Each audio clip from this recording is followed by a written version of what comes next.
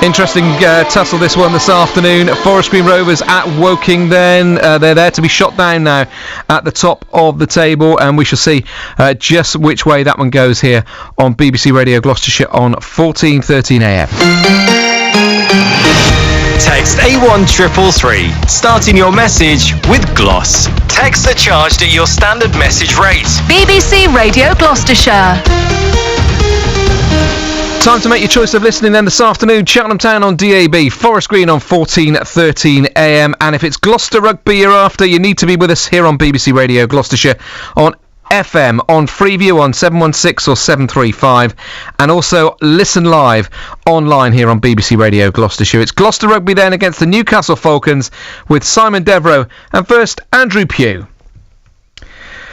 Whilst here on BBC Radio Gloucestershire on 14:13 AM, we're getting ready for kick-off for Forest Green Rovers at Woking in the National League. Rovers, of course, moving to the top in midweek, hoping to stay there this afternoon. With full match commentary of this one on 14:13 AM on the medium wave, it's Reuben Cowley and first Billy Hunt. Thank you very much, Steve. Welcome to Kingsfield Stadium, or officially known as the Laythwaite Community Stadium. We said it once, we won't say it too many times. Kingsfield to the old school non-league fans. Forest Green have just made their way out of the change rooms alongside Woking in their traditional red and white kits. Red, white top, black shorts and black socks. Forest Green in their less traditional pink and black away kit with the FGR graffitied along the top and the pink socks and pink shorts. Forest Green have made one change today. It's a bit of a strange one. The fact that on paper it's the Davy replacing Circum. Circum's out injured, unable to be featured at all today. McAllister, of course, went off the pitch on Tuesday night, but Knowles did come on and played the majority of the game, coming on in the first half and assisting one and scoring one. So that lineup for Forest Green: Ward in goal, the back four of Moore, Taylor and Innes in the middle, Robson and Long either side, the holding midfielder of May, and the two number 10 behind the strikers of Osadabi and McCann. And up front for Forest Green, Christian Doige maintains his place there alongside Knowles and McAllister. On the bench for Forest Green: Searle, Lavernier, Tozer, Bunker, Maddox, Quigley and Cardwell. Reuben Cowley joins us alongside today. Reuben, it's a change was needed because Circum not around at all today. He's travelled but are not involved in the matchday squad. It's just interesting to see Osadabi playing in yet another position. Yeah, but I think he relishes the challenge, really, doesn't he? He's been all over the place, and when he's been called upon, he's been absolutely brilliant for Forest Green. So he's gone from right back to right wing to centre of the park, and he's one of those players who can just kind of adopt a position and get on with it. I'm not surprised if we'll see him in goal at some point in the future, because he is one of these players who gets on with it. He's got a really good attitude, and he's got the talent to back it up. Referee's assistants just checking the nets. An overcast day here down in Surrey. A few Forest Green fans have made the trip. I want to say about 200 or so, not too long from Gloucestershire. Of course, Forest Green top of the table. Interesting, the referee as he's shaking hands with Moore Taylor, the captain for Forest Green, and Kelly Evans for Woking. The mascot today, that little boy, he's in a referee's kit. He looks like a referee's mascot. Woking in the blue, the red and white, Forest Green, they're pink and black. He's wearing an all black referee's kit. I saw him in front of the dugout earlier on. He was part of this cohort of youngsters who got to ask the Woking players some fascinating questions about meals and favourite stadiums, and he was one of them as he sprints off to a rapturous applause towards us now. Is it a referee's kit? Yeah, it looks like it, doesn't it? Maybe.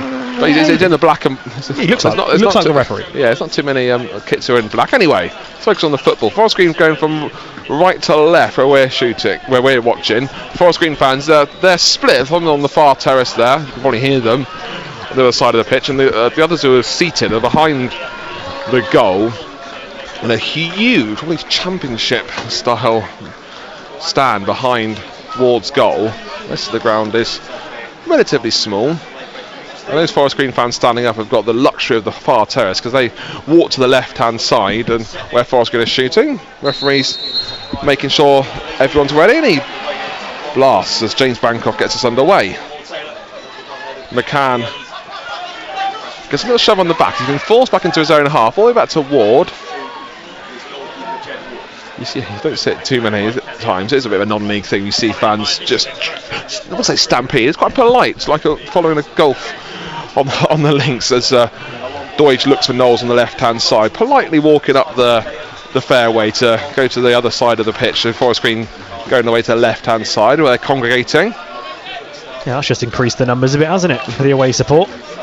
As Woking have a throw-in deep in their own half. There's a word on the pitch shortly. There's a bit of pushing and shoving between Knowles and Moss. Well, as soon as we got here, we thought it looks a bit luscious, doesn't it? A bit long. And you can just see it's just when they were warming up, it's cutting up a bit. From up here, it looks really lush and green. But Ruben, you sight Steve on the pitch as Doyce tries to find Osadebe in the middle, but Woking clear up the lines. You were there. It looks a bit more like it's going to be cutting up. Yeah, it looks very heavy, and I think we have the benefit of being where we are in an elevated position far away. We can see that it looks in relatively good condition, but when you're a bit closer, you can start to see the imperfections. But at this level, it's to be expected, and comparatively speaking, with the turf down at the new lawn, it's not going to be the same. It's not going to be anywhere near the quality that they're expecting to play on. Forest Green plays a good football down the right hand side. Good bring down from McAllis of a long ball from May, but it goes off eventually for a Woking throw. Yeah, you're right on the. I think we're a bit spoilt, aren't we, as Forest Green watches, that how beautiful the pitch is up at the new lawn. Goalless at the moment. Woking 0, Forest Green Rovers 0. Instant commentary of the Carlisle Cheltenham game on DAB Digital Radio. Other thicknesses is the Gloucester Rugby against Falcons. Woking clear up the line. The ball bounces, but Innes wins the second bounce to find Deutsch. Osadebe forward to Knowles. Just can't find Knowles. He wants to lay it on the left. It's played on the middle and Woking clear. And another aerial ball, which Moore Taylor heads forward.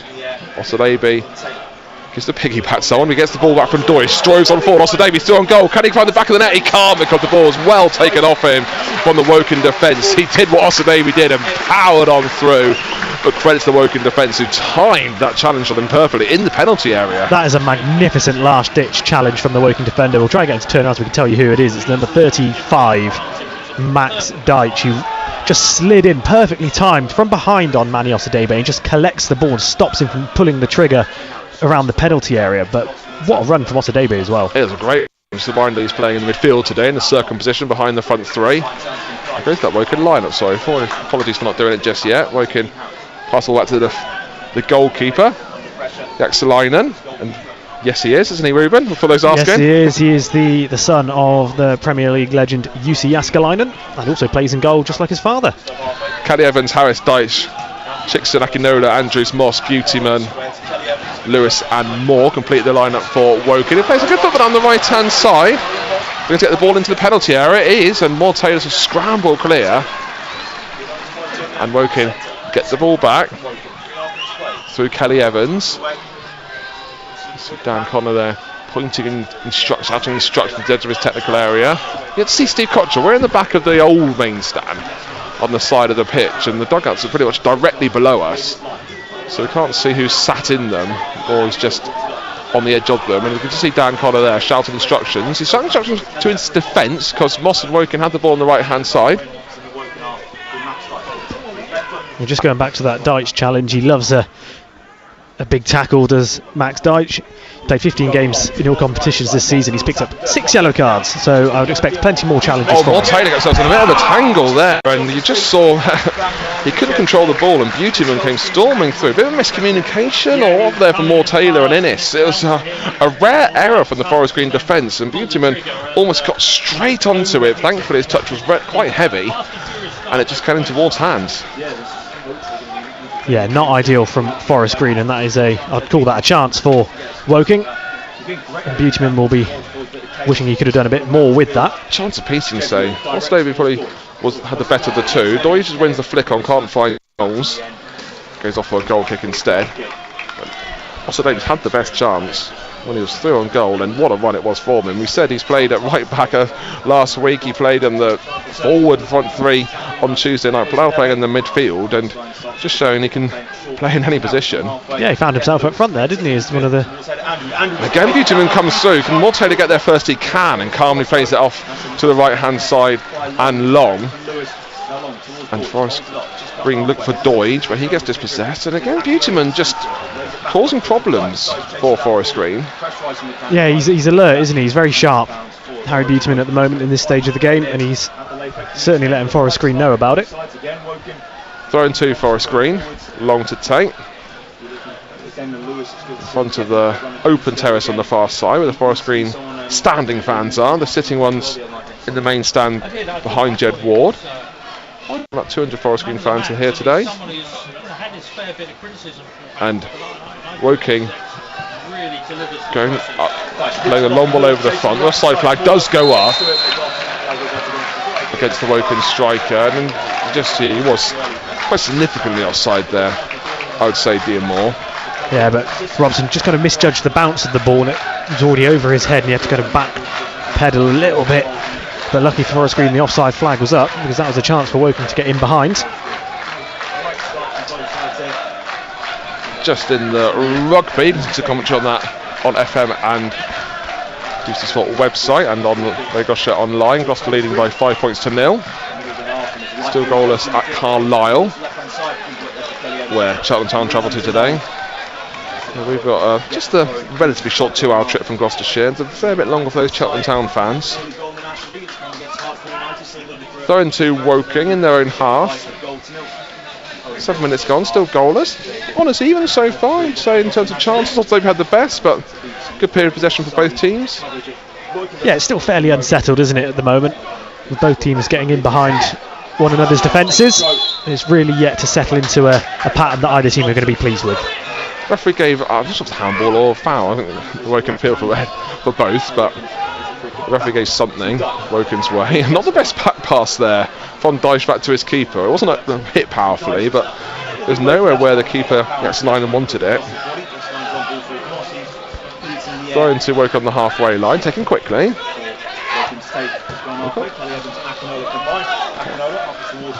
A few players up front for Woking, so they're certainly not sitting deep against the league leaders.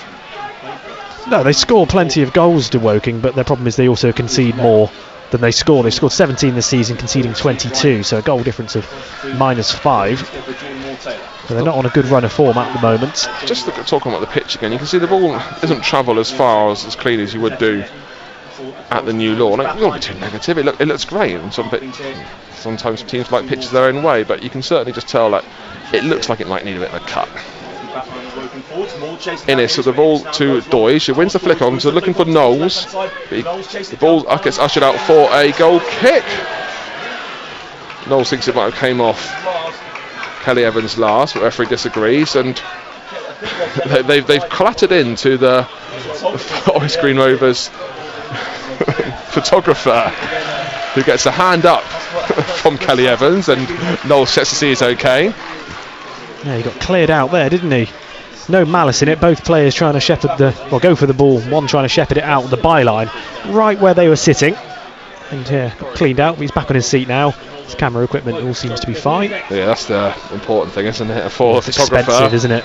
Yes, my legs are okay. What about my £1,000 lens? And a laptop as well they got there. McCann. Just the ball taken off him. Moss goes down the right hand side. Moore looking to put the ball in, and Moore with a fantastic save there. Innes was beat on the near post, and Moore came from the centre of his goal, scrammed to the left hand side and got his legs in the way of a great chance for Woking. That probably should have been 1-0. Yeah, absolutely should have been. Magnificent save by Ward from a snapshot, first time strike towards the near post, and it was just a reflex, wasn't it? Stuck out his leg, and that could have been so easily 1-0 if not for Ward. It should have been, yeah. It was Moss with the chance. Come to the first corner of the game for Woking, searching towards the far post, headed back across the goal. Innes clears with his foot, and the header's played back forward in towards goal, but there's no one there for Woking, and there's only Ward, who plays it out first time, looking for McAllister. Long ball over the top, an important touch there from Woking and Chickson, who gets the ball off McAllister, who's looking to break through. Yeah, really vital interception there by Chickson, who just kind of gets his foot on it and sends it back the way, because Forest Green were in there if not for that vital interception. And now Woking have a throw in front of us on the touchline, with the captain throwing the ball infield. Playing it amongst the defence are Woking. Up on the right hand side. Moore Taylor heads off for a Woking throw. 10 minutes gone, still goalless here at Kingsfield. We'll have a look at goals elsewhere, including those near the top of the table, Barnet and York. That's been an early goal involved on the teams, Ruben. Yeah, Barnet have taken the lead against Rochdale. They're 1-0 up inside 10 minutes. A few other goals in the National League. Boston United have taken the lead against Eastleigh, and Hartlepool lead Aldershot by a goal to nil, and Fylde Altrincham is a late kick-off. It's congested in the Forest Green half. Knowles hacking down Moss, giving away a free kick midway in the Forest Green half. Chance to put the ball into the box. Still goalless at Carlisle. Cheltenham travel 2. Chance to put the ball into the area here for Jamie Andrews. Forest Green with a one-man wall of McAllister, about 45 yards out. One of the players on the edge of the penalty area, and just with that searching ball, first ball won by header from Woking. McCann gets an important touch back to Long, who clears. The Forest Green camps back, so Woking are going to have another chance to put the ball in. But they go all the way back to the keeper instead, which will frustrate the home fans. Yastalainen goes long. Innes being physical, half to call for it to be a free kick. I understand why, but his hands around the Woking player. McAllister searching ball for Knowles. The ball to Knowles hasn't been there today from Forest Green. No, I'm just going back to that Innes challenge. He won't be able to get away with too many more of those. Arms fully wrapped around the player. I think the referee might have just given him the benefit of the doubt for that one. Yeah, the Moore Innes battle might be interesting. That's Dion Moore for Woking, of course. Got Moore Taylor, the defence, alongside Innes. Kelly Evans storming forward. Moore falls to the floor, gets back up. Moore Taylor comes sliding in and does well to take the ball off his namesake and finds May. Good challenge there by Moore Taylor. And Innes forward to Doyle. Just a little shove in the back. The referee let that one go like he did earlier with Innes. And Moss on the halfway line. Woking played Wednesday night, of course. Forest Green played Tuesday in that victory over Ebbsfleet. Woking losing to Solihull. Space for Woking. Beauty Mill on the left. Gibson goes, and Woking have a chance to have a shot towards goal, and goes into the hands of Ward. Not the shot on target though for the Cards. Yeah, just too far to the side of Jed Ward's goal. Made it look like a comfortable save, but the way that Woking were coming forward there with such attacking intent will be worrying for Forest Green, and they'll need to close down the shot a bit earlier on. Ward, ball in his hands. Goes high and long, looking for Doige. Can he win the flick on? No, he goes away with a free kick for handball. Yeah, he came off his hand when trying to bring the ball down. And it's free kick to Woking. Yeah, I think Ben Tozer's on the sideline warming up. I think he just gave some instructions to Tom Knowles there as he's passed him. Wonder what that would that come from the manager? Jackson Lineland getting a fair few yards further up from where Doige gave away that handball. So in the rugby, Gloucester winning, currently leading by 12 points to nil. Commentary on that on FM and all other frequencies apart from DAB digital radio. As here comes the chance of Woking with a shot over the bar. And there's been a bit of a head injury as well, and the referees rightly stopped play for two players coming together. But before he did stop play, what a chance that was for Woking, and Moore, I think it was with the half volley, and it went over the bar. But if it was on target, it would take a lot of more to stop that. Yeah, time just sort of stood still when that ball trickled through the penalty area. No one reacted quick enough to it, and it just set up very nicely for the Woking player, who made such good connection with the ball, forced Jed Ward to dive for it, but it was just over the crossbar. And I think it was Denon Lewis who had the strike in the end. But yeah, nasty head injury, but both players are now back up, aren't they? Not needing physio treatment. What it has been is Forest Green and not Woking got some liquids. I think it was more from a bit of a talking to from Steve Cottrell. Yeah, it's nice to see that both players are back up so quickly with no medical attention needed. Yeah, Forest Green and Steve Cottrell took that chance quickly to shout some instructions. Ward with a goal kick. Going long, looking for Doige. Tries to flick onto Knowles, but again the ball's just not the best to him, and working clear. McCann on the halfway line, gets dispossessed through Beautyman, and they go forward to Moore. Ward has to take a touch to take the ball inside his penalty area, does so calmly and picks the ball up. Very composed to do that. I think most keepers 9 times out of 10 would have just tried to clear that as far as they could. But he took that deft little touch, dragged it inside the box, used his hands, rolled it out, and Forest Green now have possession. Good game so far. We're going to have the better chances. Forest Green won from Ossa Davey early on, but since then there's been chances on the near post. When Ward had a good save, that half volley as Doige gets a big shove in the back, and the referee gives a free kick Forest Green's way. Yeah, Doige has done well there. I think he knew. I think he had the look over his shoulder and knew that he might be getting clattered any moment now.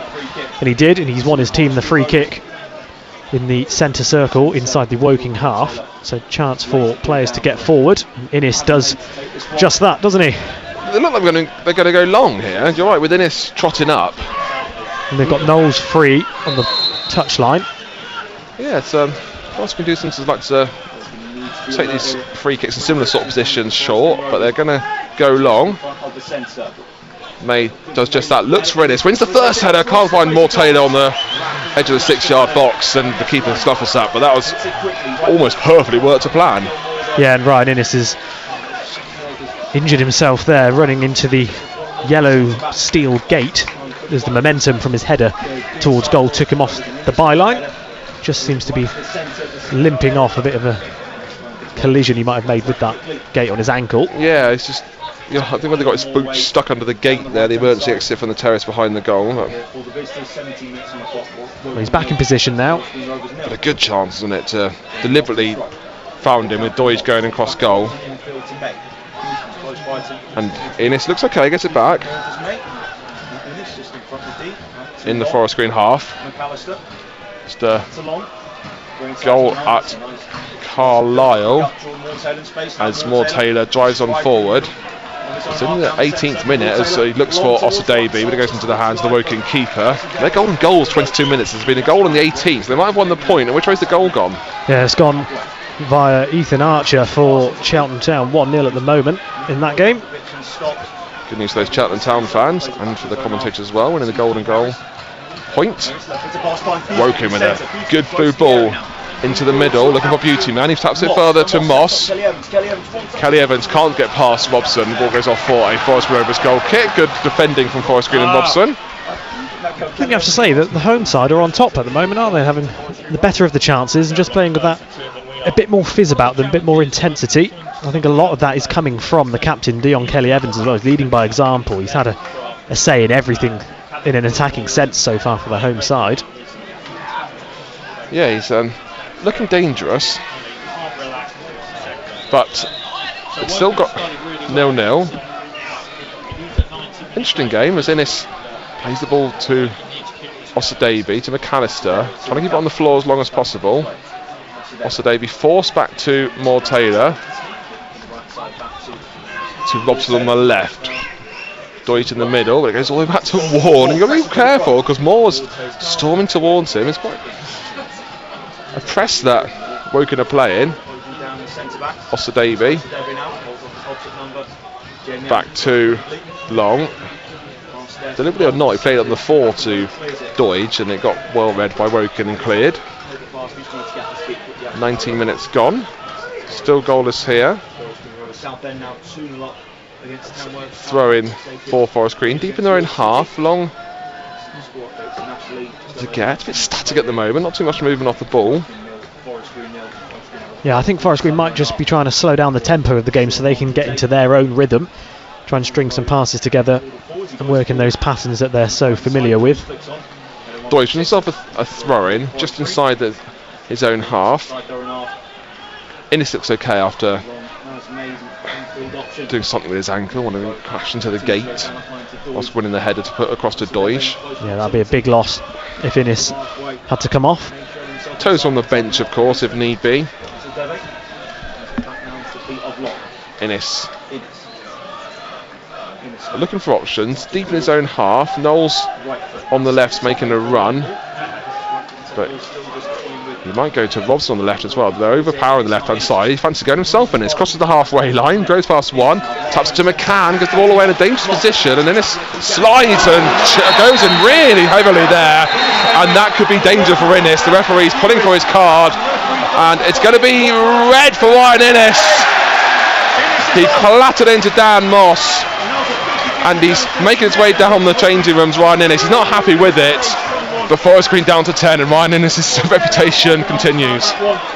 Yeah, looks like a head injury more than anything. They're just holding the player's neck in a stable position, but there's still arguments going on the sidelines and amongst other players. But it was Innes who decided to go forward over the halfway line, decided that there was no option on to go with a long ball, so he drove over the halfway line, gave a bit of a poor pass away, and then in his efforts to make up for it, put in a big sliding challenge. You can see it's always going to happen with Innes. He was always going to have his mind set on that challenge, and it was a hefty one.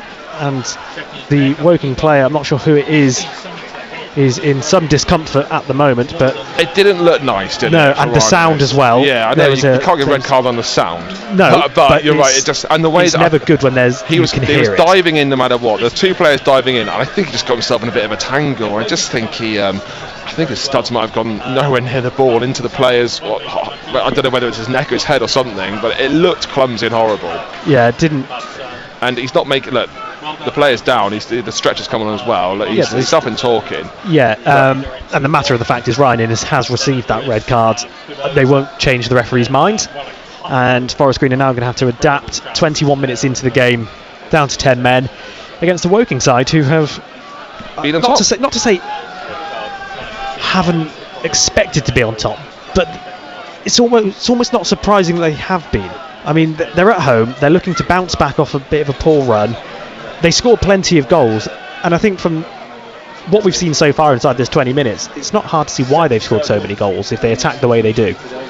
But Forest Green down to 10 men, and Ryan Innes, who, I've got to say, this season definitely, and last season as well, his reputation is that he likes a lot of red cards, and he gets a lot of red cards, and he's been better under Steve Cottrell. However, I think that's Forest Green's second red card of the season. The first when Long got sent off in the last few minutes against Barnet. There's a lot of football to play today, only 22 minutes gone, and Forest Green down to 10. Tozer's looks like he might be coming on. I wonder who's going to be sacrificed for him. Maybe one of the Knowles or McAllister, and they get just 2 men up front.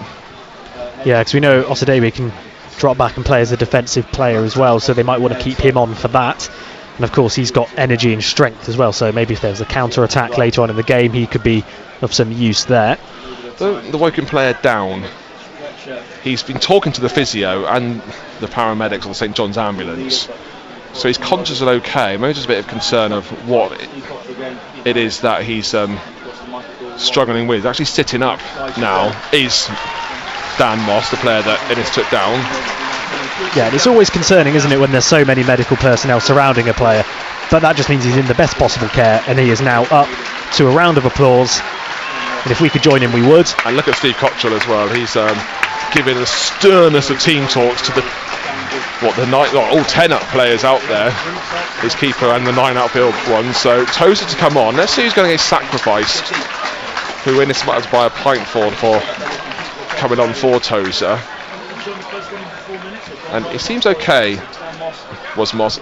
He wasn't failing that, was he? No. He wasn't looking to get a red card for Innes and get up quickly. He needed treatment, and he's yeah, it's really good to see that he's okay. He's going to the protocols. I wonder if he'll be substituted as well as a result of that challenge. Potentially. It looks like he wants to come on. What we do know is Tozer's going to be coming on, and he is replacing Tom Knowles. So Knowles coming off. He's been sacrificed, and he looks glum for it. Forest Green go for 4-3-2 formation, you'd imagine. Maybe go for 4-4-1. We'll have to wait and see. Did he train for this?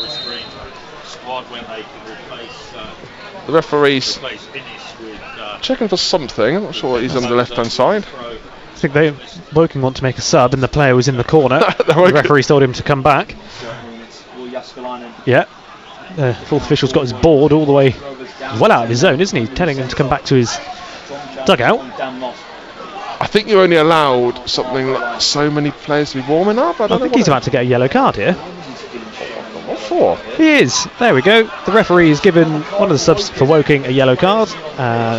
Because they don't have numbers on their shorts, I can't tell you who that is. No idea why. Of course, Kendall got sent off for Woking on Wednesday night from the subs bench. He's allowed to play today because he was only a sub, apparently, as the ruling on the league and the FA. So Kendall got a red card on Wednesday night for Woking, and a player got a yellow card for them today. I'm not sure what for, whether he was having a go at the referee for something. We gave a red card to Innes. What more do you want? So, Forest Green down to 10. Woking restart. Knowles being a sacrifice of Tozer. Innes is the player who got sent off. And play gets restarted. Escalainen with a searching ball into the box. Robson wins the first header. No Innes, of course, win the second. And a good shot that from Harris. And a better save from Ward going down to his right-hand side. Well, I thought the first save was fantastic. That was pick of the bunch so far from Ward to deny Harris the left-footed strike. It looked like it was going into the far bottom corner, and a cross dives Ward and just tips it outwards for a corner. But that was a magnificent save, and that could have been another goal for Woking if they'd scored their other chances as well. It's corner 2 Woking, their second. They go short. Moss is allowed to come back on. He had the groans because the short corner didn't work, and Forest could easily cleared up the pitch for a throw. So Forest going to line up there. We know the back 4 with Tozer coming alongside Maud Taylor, Robson and Long. Deutsch is a lone figure, do you reckon, as a 4-4-1, or do you reckon Osadebe up there as well? I think it might just be a 4-4-1. Osadebe is right wing, McAllister's left wing, McCann and May in the middle. Deutsch looking a bit lonely up there.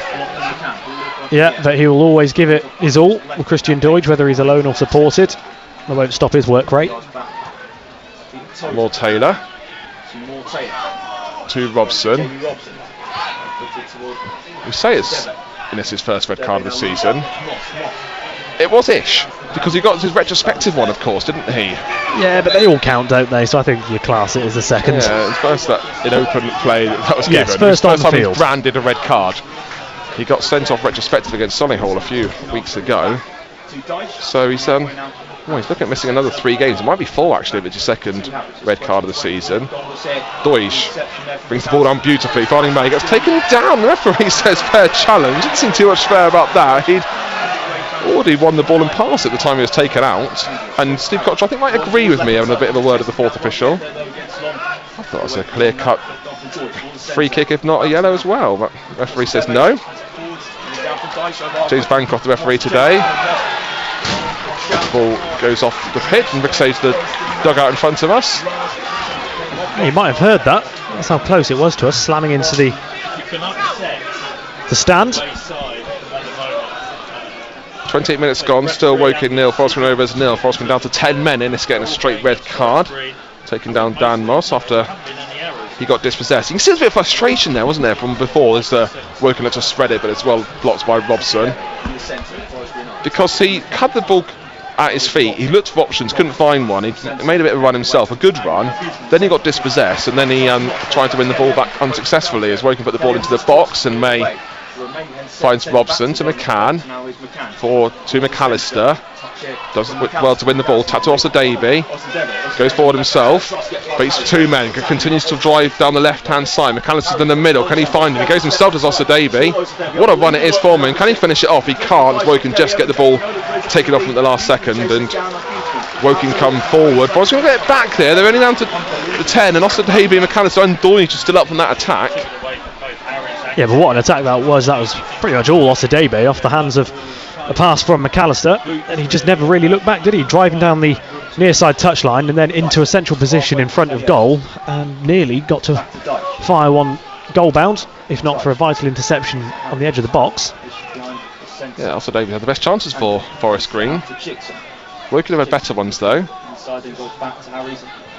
As the half-hour mark comes, still goalless here on BBC Radio Gloucestershire. Kelly Evans on the right-hand side. Osadebe going back to his defensive duties. Back to Dyche.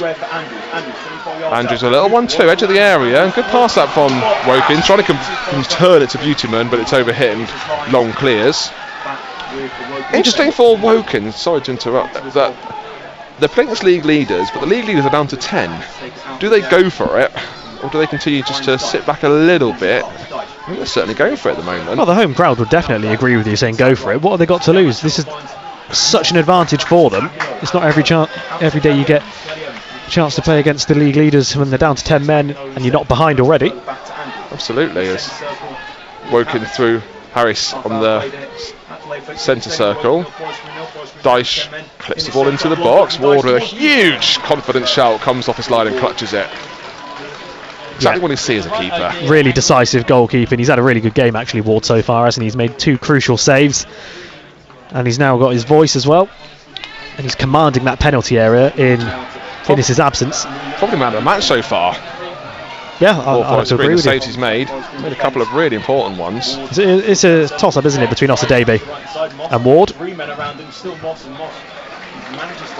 to have a throw in the Forest Green half. Down to 10 men. Let's go keep reminding ourselves Forest Green.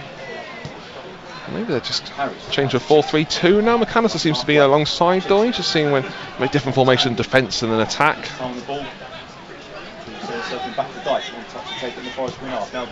Down the right hand side, Woking go. Good 1-2 link up with Kelly Evans. Search ball towards the far post. Ward thinks about coming but doesn't. As players scream from the edge of the area as the ball gets played into the 6-yard box. Robson with an important header. Doyle with hands all round him. Surely that's a free kick, referee, and eventually blows up. And Steve Cottrell not happy. It took a while to do it. Doyle takes a quickly taken free kick, looking for Robson, but it's easily played back to the Woking keeper, who plays it out. And now Robson's out of position. Yeah, it's probably the right thing to do, but it does mean Robson's out of position. Woking tried to exploit it going down the Forest Green left, the Woking right. Thankfully it's over, hitting towards hands. But this is what they're going to have to do, isn't it, Forest Green? They're going to have to think quickly, play quickly, try and catch Woking's back line off guard and play some counter-attacking football now. It's, I wouldn't say Steve Cottrell enjoys fitting down to 10. No, absolutely not. But I bet he enjoys the tactical challenge and the nuances of going down to 10 and what you do and how you make up for the numbers. At the moment, Forest Green they're winning the nil, which I guess you could say is an important thing when you're down to 10. They haven't scored either. So he's got that red card. And Tozer replacing Knowles to shore things up at the back. More Taylor gives away a free kick. I thought that one was quite cheap actually. I thought he did well to take the ball off more. The referee just pointed to where Doidge was fouled and said, I gave it for the same thing over there and I've given it for you here. So I think that's fair enough. He's spotted 2 infringements in that short space of time and he's been fair with those decisions. He did have his hands all over him, to be fair. Yeah, 33 minutes gone, goalless here at Kingsfield. Woking enjoying possession. They got the ball in the Forest Green half with space. Akinola stops his run. Passes the ball confidently here, Woking. Andrews further to the left hand side. Back to Harris. To Dyche. Forest Green with all 10 players behind the ball. Dyche searches to the left hand side. Long reads it well and heads it off for a throw in. Gets the applause, those Forest Green fans. Yeah, Woking have now got all the possession and they're keeping Forest Green entrenched deep in their own half as they play around them, trying to find any way forward. As the press is triggered by McCann and Doidge, they nearly got it there, didn't they? Nearly intercepted the ball and it only worked well for them. Woking Red saw it coming and passed it back to their keeper. As Robson heads the ball to May, who can't find a teammate. Forest Green at 11, there'll probably be someone there, but Knowles on the left hand side is now on the bench after being subbed off, making that change because of the Innes red card. And Woking just calmly playing it around.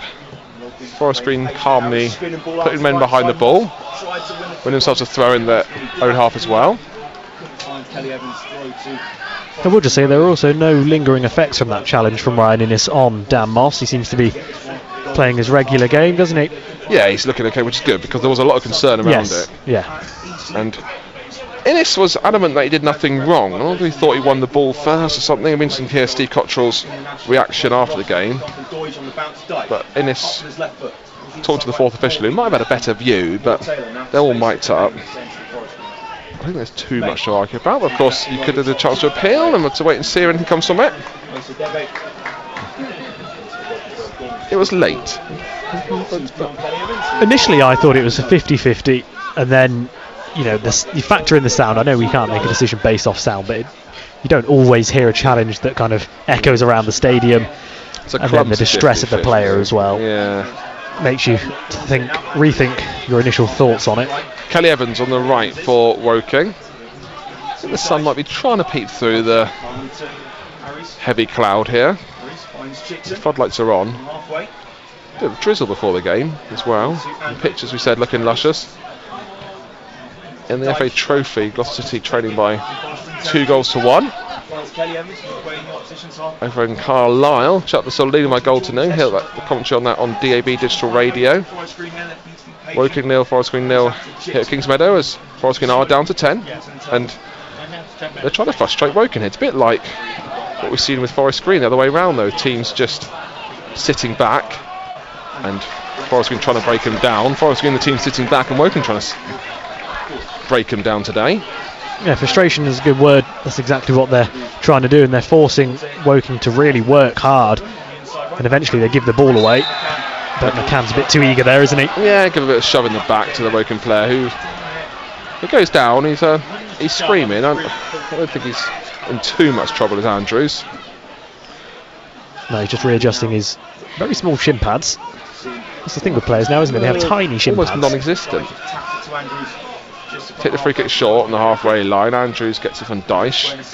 Turn to Dyche. Forward to Andrews.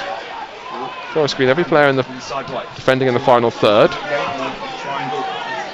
I think we've seen that a lot of this today. Forest Green down to 10. We've got to keep reminding ourselves. So Woking trying to break them down. Forest Green the ball back through May. And May wins up a throw. And I guess for Forest Green, they conserve your energy, break forward in numbers when you can do, as long as you don't go too dangerous, and sit back and defend the rest of the time. I think Forest Green have looked a bit more comfortable since going down to 10 men, in the sense that they haven't had to face as many attacking opportunities from Woking. They haven't had as many of those chances going forward, and they've looked quite assured when they're defending in their shape. And on the ball now, they seem to be dictating what they want. Yeah, it's long pace of Davey. 2 players on in, and one of them gets the ball back. Illegally, says the referee, and blows Forest Green's way to the delight of the travelling fans. Yeah, I think with Forest Green, when they were with 11, the emphasis was on them to score. Now with 10, you can kind of say the emphasis on them to defend. Yeah, but obviously every team wants to have the 11 men on the pitch. That no one wants to go down to 10 and have a red card. But the way Forest Green have been playing, it's almost switched. Not momentum, that's the wrong word, but the way they're set about this game now seems more assured than when they had the 11 on the pitch. They know what to do now. They know the circumstances. Yeah, they're being drilled heavily, and not they weren't before. But I think Steve Cottrell, he's had them round. He's got Tozer back on. He's subbed Knowles off. They are well drilled. They know exactly what to do. They've got this free kick, a rare chance to play the ball forward. Inside right. May with it. No Innes is the target man, of course, as he looks for Deutsch instead. Wins the first. It's also David to the area. Plays it on his left foot. It's well blocked. Calls a handball from the fans and a few of the players. Referee gives nothing. Also Davey forced to go back to Robson on the halfway line. First time ball looking for Long. He calls to McAllister. Heads the ball forward. Looking for Deutsch, who can't bring the ball down. McCann gets the second ball. Might come from a chance here for Forest Green. Also Davey wants it on the left and gets it. Robson making a run, looking to draw a man in. Also Davey comes to Deutsch, who's offside when he plays the ball across goal, and probably the right call. He just drift offside when the ball was played to him. The Forest Green looked really good there in that attacking phase of the game. They controlled the possession, and they found the opportunities to go through, even with the 10 men, with Osadebe and McAllister at the heart of that. And they track back to their defensive roles now. I wouldn't say Forest going to completely out of this game. Hey, it's only goalless. Of course. Exactly. But when you get a player sent off so early on in the game, then you do think that it's going to be the result go against the team with 10, but it's still goalless. Just a word on the attendance: 2,280 of the away fans. I said 200, not far off. 199 Forest Green fans have made their way here today. What do you mean not far off? It's one off. Oh, yeah, true. Probably couldn't be closer. Unless you got it right. Yeah, couldn't be much closer. You're right. So fair play to those 199 fans. They're watching the team defend at the moment because Woking put the search ball into the box, and there's a glance header that goes over the bar. I think Moore was just trying to loop the ball over Ward, but he looped it over the goalpost as well. Yeah, really good opportunity for Dion Moore there, but when he had the header he was kind of in a crouched position under it more than meeting it with the centre of his head, and it does go over the bar. Ward makes sure by jumping with his arms aloft to make sure it's definitely gone over the bar, which it did. So good job from Ward there to double check. But another opportunity for Woking going forward. The amount of space and time that Dion Kelly-Evans had there to whip that ball into the near post, a bit concerning, but then you factor in the fact that they are a man light. Ward's goal kick, looking for Deutsch. He wins the header, but he can't put Osadebe. Take a draw in this situation? Yeah. No, I want to win. I'll take a win. Good. Yeah, I'll take a win. But Forest Green, well, they were top of the table when they started. I think they probably still are. Look at results elsewhere. Forest Green aren't losing, and Barnet were leading last we heard. I believe they still are. Of course, York, we have a look, keep an eye on the score there. And has there been a goal in the Halifax-York game? There has, and it's gone the way of Halifax, so they are 1-0 up against York. And the Forest have a chance now. McAllister's going towards goal. He's got David to the left, might fancy his chance himself. Stops his run, looks to have a shot. Does place, then scores! The Forest Green! 10 men, Forest Green go in front. Carl McAllister with a great run. He took his time, he took a touch and delicately found the back of the net. And Forest Green lead by 1-0. And that has sent the away fans into absolute bedlam on the far side of the pitch. They've all come running up towards the end of the goal as far as they're allowed to. The steward's now telling them to go back, but they are in pandemonium at the moment. Carl McAllister had so much time and space. I'm not sure how that time and space opened up for him, but the ball found him and he ran towards the byline, cut into the penalty area. His defender went to ground. That gave him that extra bit of time to stab it home with his left foot into the bottom corner, and nothing that Will Jaskalainen could do about that. He tried to get down quick to maybe get a hand to it, but it was already in the back of the net. And 10 men, Forest Green Rovers, lead Woking by 1-0. Yeah, just look up and he had space on the ball, didn't he? Just storming through. You think, well, how did the 10 men Forest Green have so much space there? McAllister storming on forward. Davis to his left hand side, and you've got to give credit to him. He was trying to draw the men in, wasn't he? He thought he's going to square it across goal. McAllister, he stopped his run. He thought it's the time to pass there, and instead of passing it, he took his time and placed it perfectly. So you could say selfishly took all the chance himself, but I think it was good work from Osadebe drawing a man in, and Osadebe won't care at all because McAllister does what he does, and just it was calm as well. It wasn't powerfully hit, just finessed it calmly. Yeah, you trust him in those situations to take the shot and score a goal, don't you, Carl McAllister? So rightly so, and he proved us right again. Woking down the left hand side as Forest can go back to defending, and Dyche has it. I'm going to go to a half time. We've got a minute of normal time. They're probably about 4 minutes or so because of a long injury and a bit of discussions and substitutions when Innes got his red card, and the long treatment for Dan Moss. He's okay now. Does this now, if it stays like this going into the half-time break, does this change how Steve Cottrell will speak to his team? It will, because they were doing so well at their job, weren't they? They were defending really well. Yep. They were regimented, they were good, they were organised, and they went forward in numbers. You saw it before McAllister goal. When they broke in numbers. They broke quickly. They're conserving their energy, and they just had everything they could. They chucked the men forward, and McAllister was storming through on goal. And just go back to what you're doing. Go back to defending, and probably make it even easier for Forest Green. I'm not going to say easy in football, but Woking now, they can't be as patient. And they were 19th in the table when the game started as Deutsch chested the ball down well. The sun is starting to come out, a few shadows making their way across the pitch. Tozo's come off the bench. Knowles had to be sacrificed when Innes got his red card. You won't mind, I'm sure. Forest Green come away with 3 points. 45 minutes has gone. It's going to be a fair bit of injury time as well, and the fourth official shows it's going to be 6 minutes. Probably right for the amount of time that Moss got treatment. Yeah, I think that's a fair amount, isn't it? Yeah, so in the middle of 6 minutes time here. Osadebe looking for Deutsch, can't find him, and Woking looked to clear, but they fell on the floor calmly.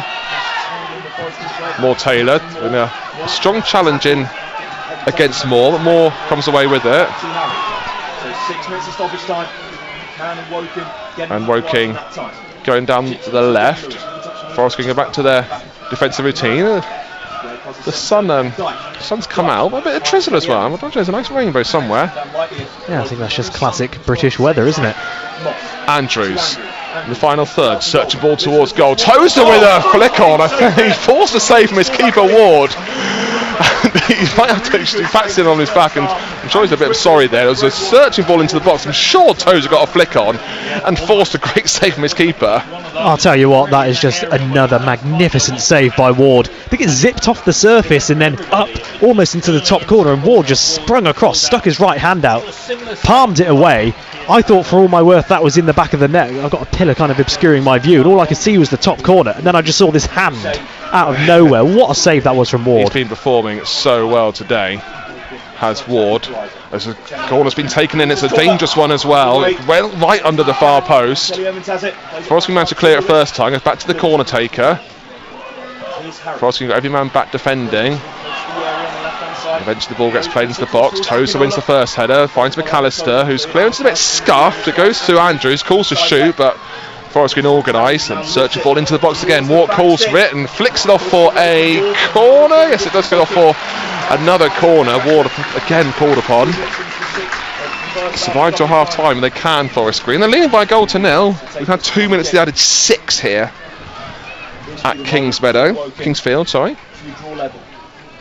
This is where Forest Green need to concentrate now, isn't it, in these scenarios? It's 10 versus 11. Might show in his corner. Played towards the far post. First header is won by Woking, goes off for a goal kick. Akino, the player on the far side. Yeah, he rose higher than everyone, didn't he? Got his head on the ball, but wasn't able to direct it goal bound. And that goes into the stand behind Ward's goal, who might take a bit longer to take this goal kick. Potentially. Just a brief respite for Forest Green. A few other goals in National League of note. Yeah, Barnet have now doubled their lead against Rochdale. They are 2-0 up, so that's obviously an important one for Forest Green. York still trail by a goal to nil. Oldham lead Dagenham and Redbridge by a goal to nil. And Southend are 2-0 up against Tamworth. Yeovil, Maidenhead is 1 apiece. Yeah, so as it stands, Forest Green, it's still October, but they're first on 36, Barnet second on 33, York third on 32, and Gateshead fourth on 31. Oldham on 30 points as well, so there's a 3-point gap, and then there's only 3 points separating 4 teams. It's tight, isn't it? But Forest Green will just concentrate on themselves, not look around them and just play their game. It means nothing today. Forest Green got to try and get 3 points today. They're a goal up, but they're a man down as Woking put another ball towards Ward's back post. It's overhit and goes off for a goal kick. What's going through your mind if you're a Woking fan? You know, you've got the league leaders down to 10 men. You've played really good football, attacking football. Fought some good saves from Ward. Yeah. And then you concede a goal. You'd probably be annoyed. Maybe you might say something more. Yeah.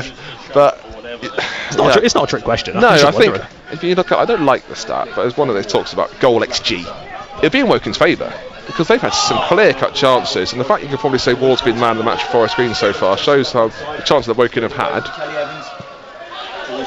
was Forest Green had Osadebe with a really good chance earlier on, powering through the middle. That's when they're 11. And after that, not too much to talk about really for Forest Green going forward, but apart from the goal from McAllister, and what a great run and finish it was from him. Yeah, I guess Osadebe had that other chance as well when they went down to 10, when he continued his marauding run from the touchline in front of us. We've got 90 seconds of the added 6 to go. Woking back to the extra line of the keeper. He's goes to the half, finds a play on the halfway line. Andrews. Back to Harris.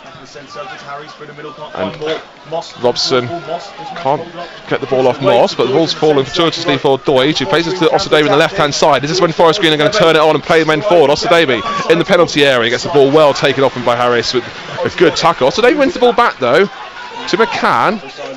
Forest Green committed the numbers. Robson's there. Can he get a final touch on the ball? He can't, because Forest Green win themselves a corner. No, it comes off Robson at the last second, so it's a goal kick to the home team.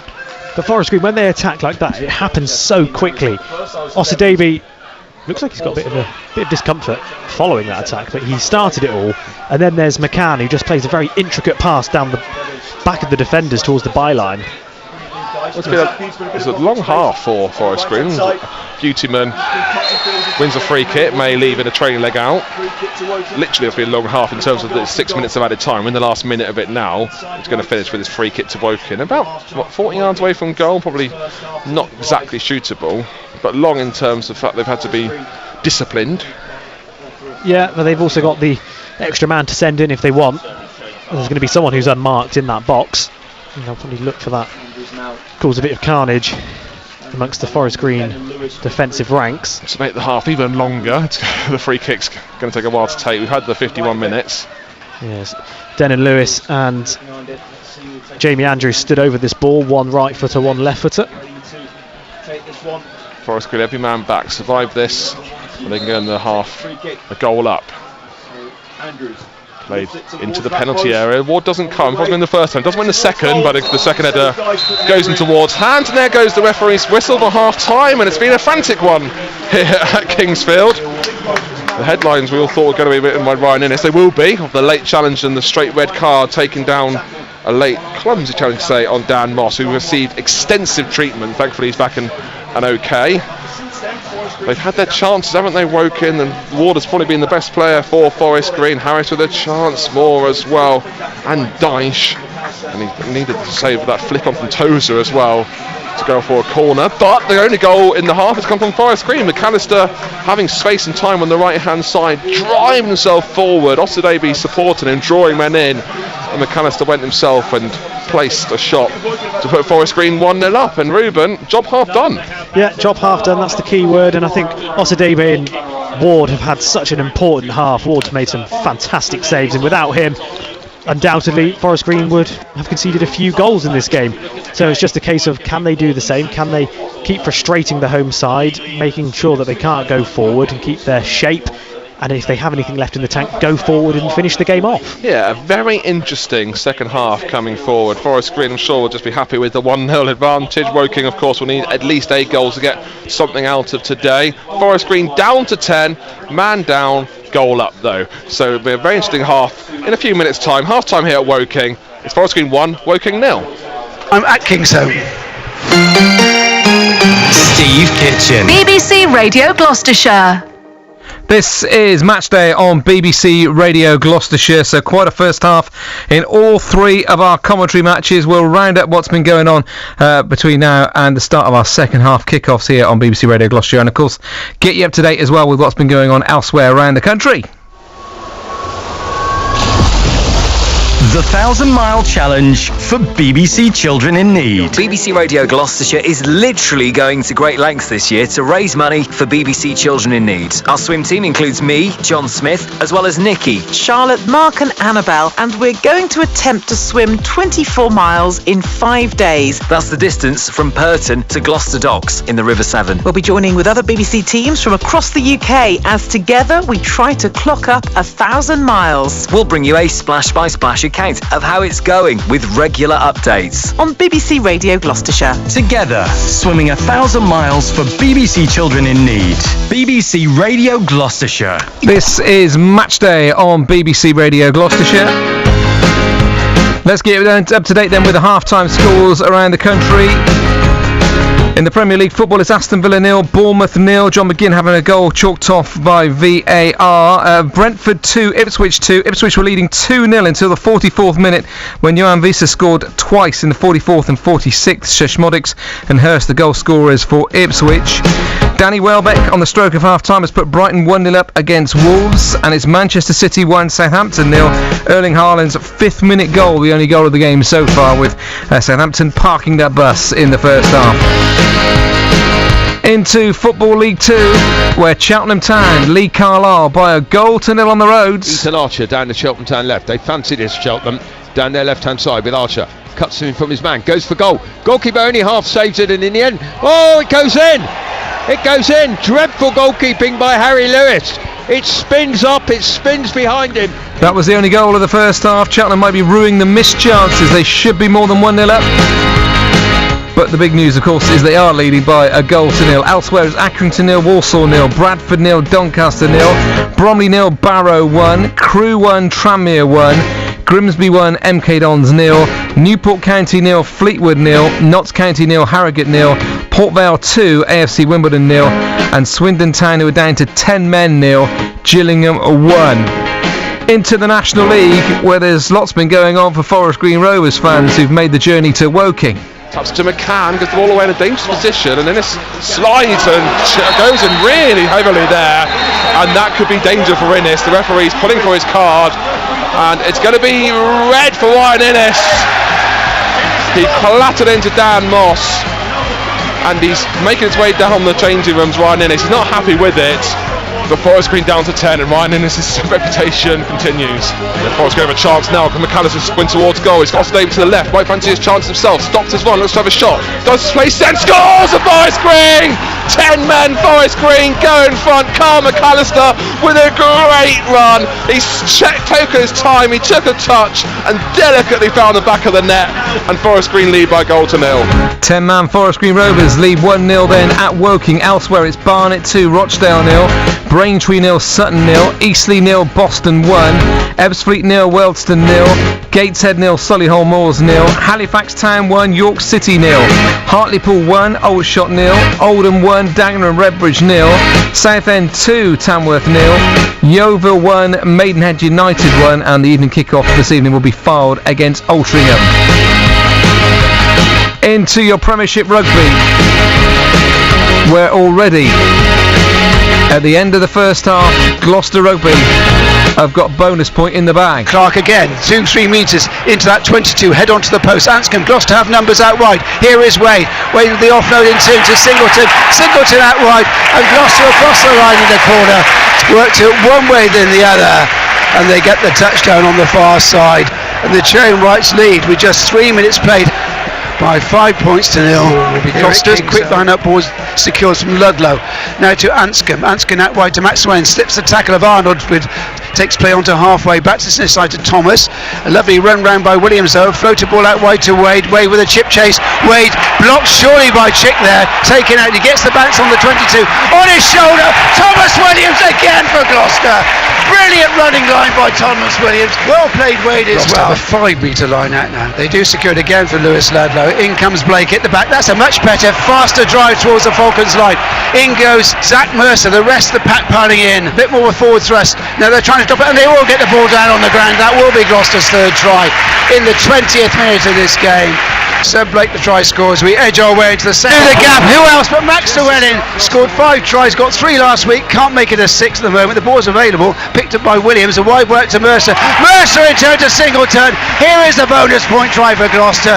They worked hard for it, but they scored that extra touchdown on the near side to the smart hands of Mercer and the earlier build-up. Singleton, the scorer.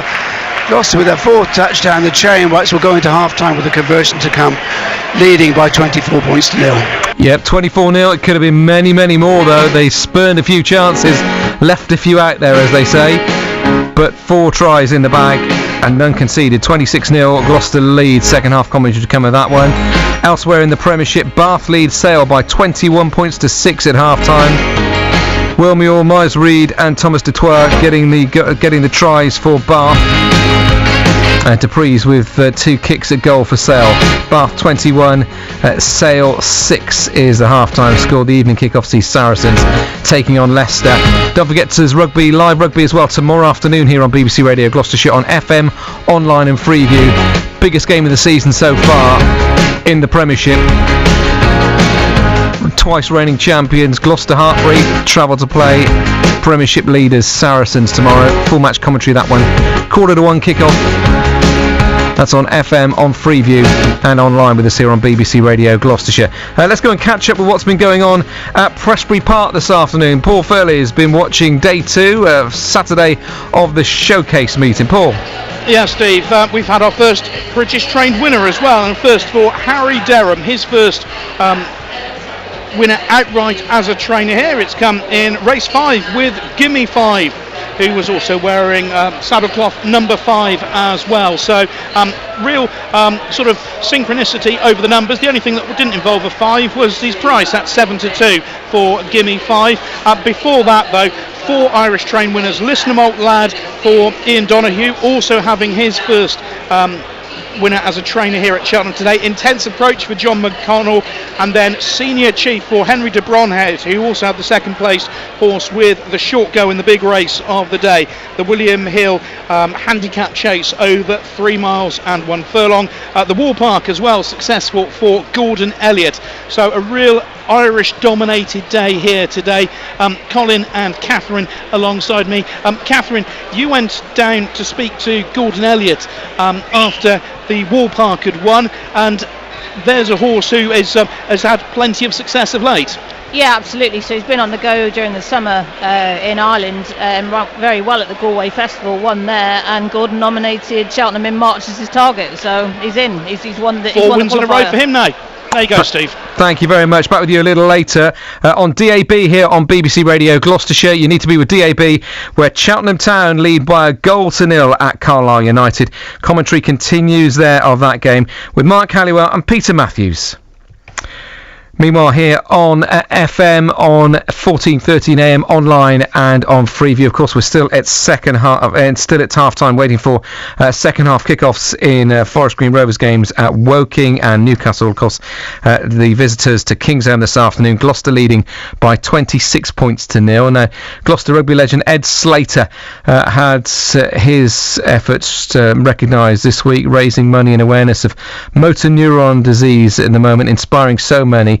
And his efforts recognised at the 4Ed Hartbury Stadium, as it's now going to be known. That's the new name for the home ground of Gloucester Hartbury women's rugby team, the Hartbury Men's Championship side, and a number of university and college teams at the site.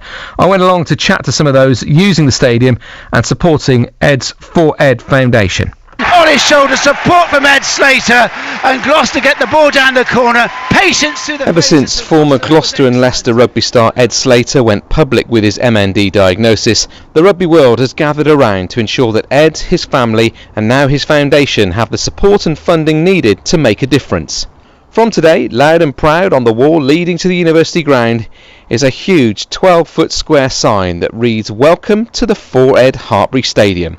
Then all around the ground there are more boards with the stadium name, all complete with a QR code to link you to a donation webpage.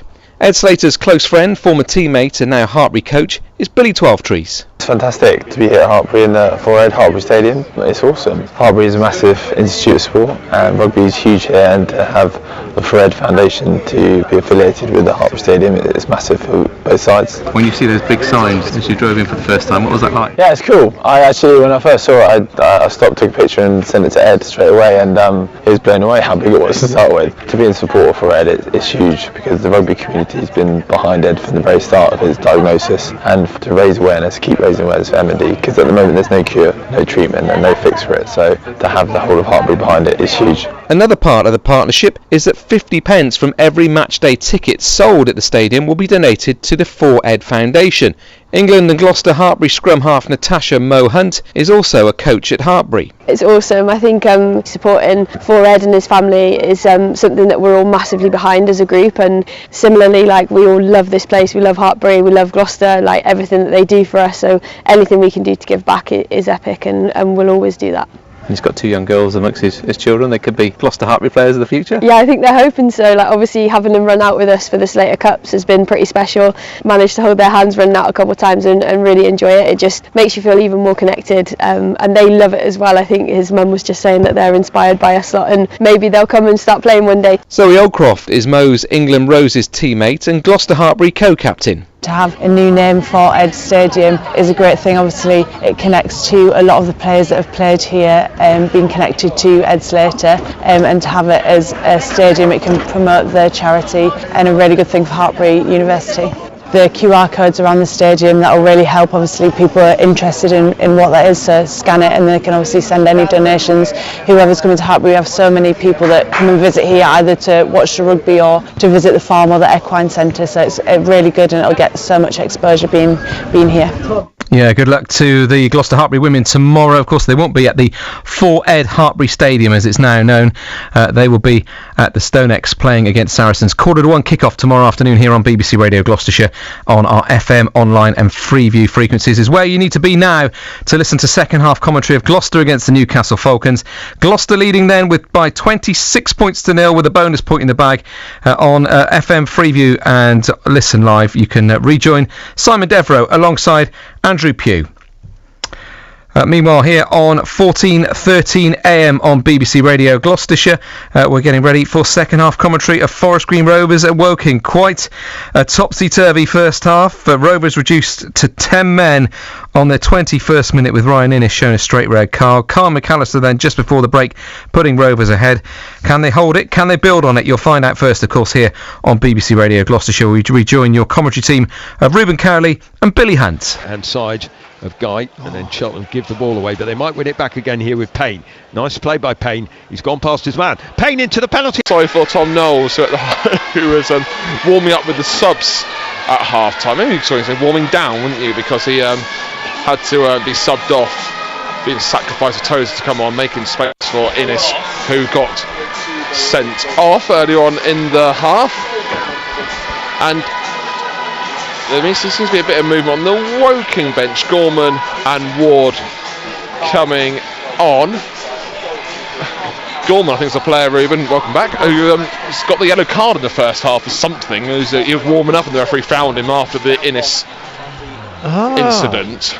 So the mystery has been solved. Well, thank you for that. That helps with my records. I think. I don't want to be too rude. He's got a similar hair colour to you, isn't he? The player coming on. It was a similar hair colour who's the there's player who got not many other players card. It could have been, really, is it? So the 10-minute Forest Green going from left to right. Going back in the studio, we can have a bit of Gloucester rugby commentary, convincingly leading against Newcastle. You can listen to commentary on that on FM and online. And here comes the confirmation of the changes. Kendall also coming on. He got a red card on Tuesday from the bench, so he's allowed to play today. And Ruben, he's only scored 3 goals. He's the top goal scorer in the league. He is, yes. The other top goal scorer, Beautyman, has got... Or Woking in the league, I must interrupt. Yes, sorry, not the top goal scorer in the league. He's got 4, but that's 2 in the league, 2 in the cup. So Kendall has 3 in the league and none in the cup. So I guess that makes him the leading scorer for Woking in the league, if that makes any sense at all.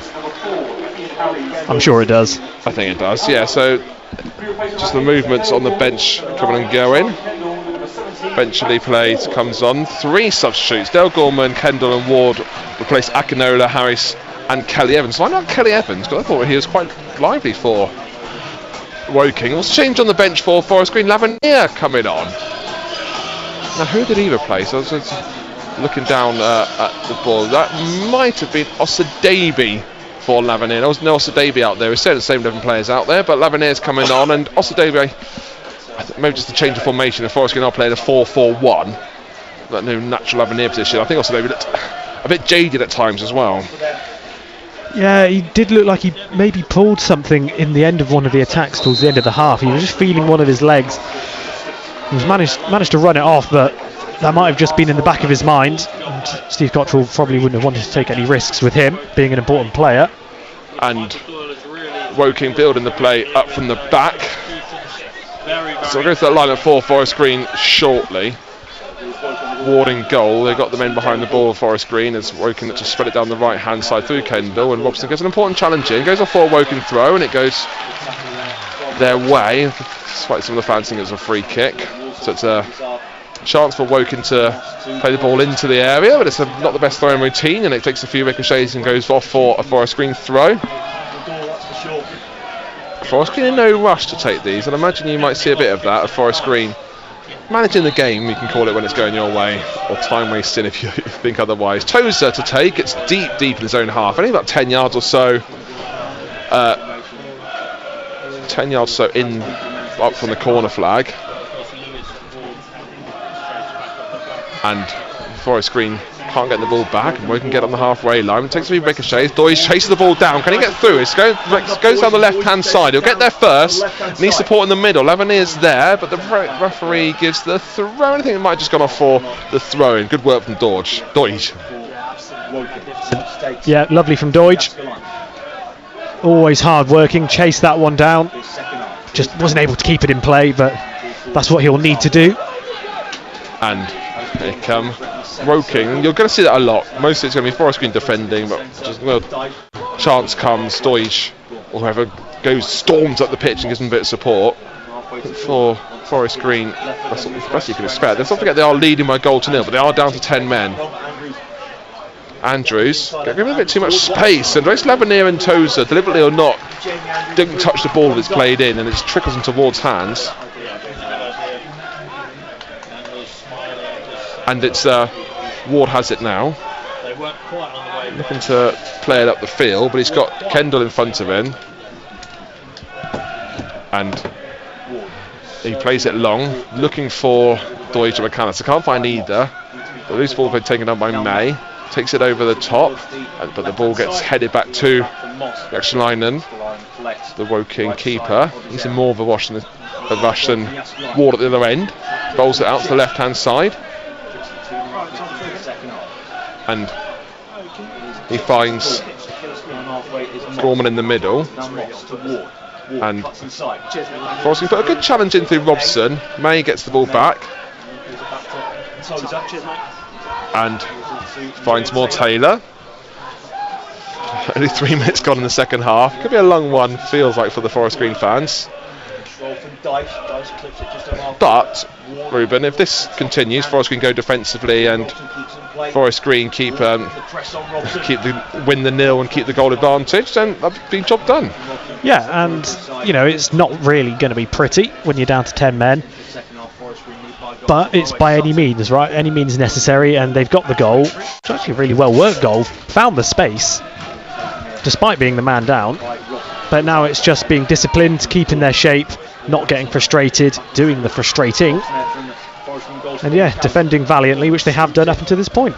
Had a chance to look back on the goal as Robson clears the ball for a throw-in just inside the Forest Green half. It's quite simple stuff, really. Toes with the long ball, and Doige won the flick on, who found McAllister down the right-hand side, just stormed on forward and got through into the penalty area. Yeah, I think the most difficult thing for us is knowing how he got that space, but that's what McAllister's good at, and he found the space and he got his reward for it. Lavenier does well to win the ball back for the away team. Deep in his own half, finds May. Carney finds Doige. McAllister's making a great run, but Lavenier goes on the right hand side. He finds McAllister, scored the first. Can he get the second? Gets a good touch, plays it across goal. Well challenged. It goes off for a Forest Green corner. And that's what, again, this is going to keep seeing. Forest Green suddenly out of nowhere switching it on. Yeah, and that's being smart with their energy, isn't it? It's not going 100% all the time for every ball and tiring themselves out. They conserve it and they go when they're all on the same page and wavelength. And McAllister almost got one through to the 6-yard box, but a really important block by Dan Moss sees it go out for a corner, which Adam May is walking over to take. Yeah, walking being the main word, I think, there. Yeah, he got a bit something from the crowd there, didn't he, for taking his time. There was 7 minutes time I did on in the first half. I think it might be a bit more in the second. We'll be finishing about 5:30. May with the corner.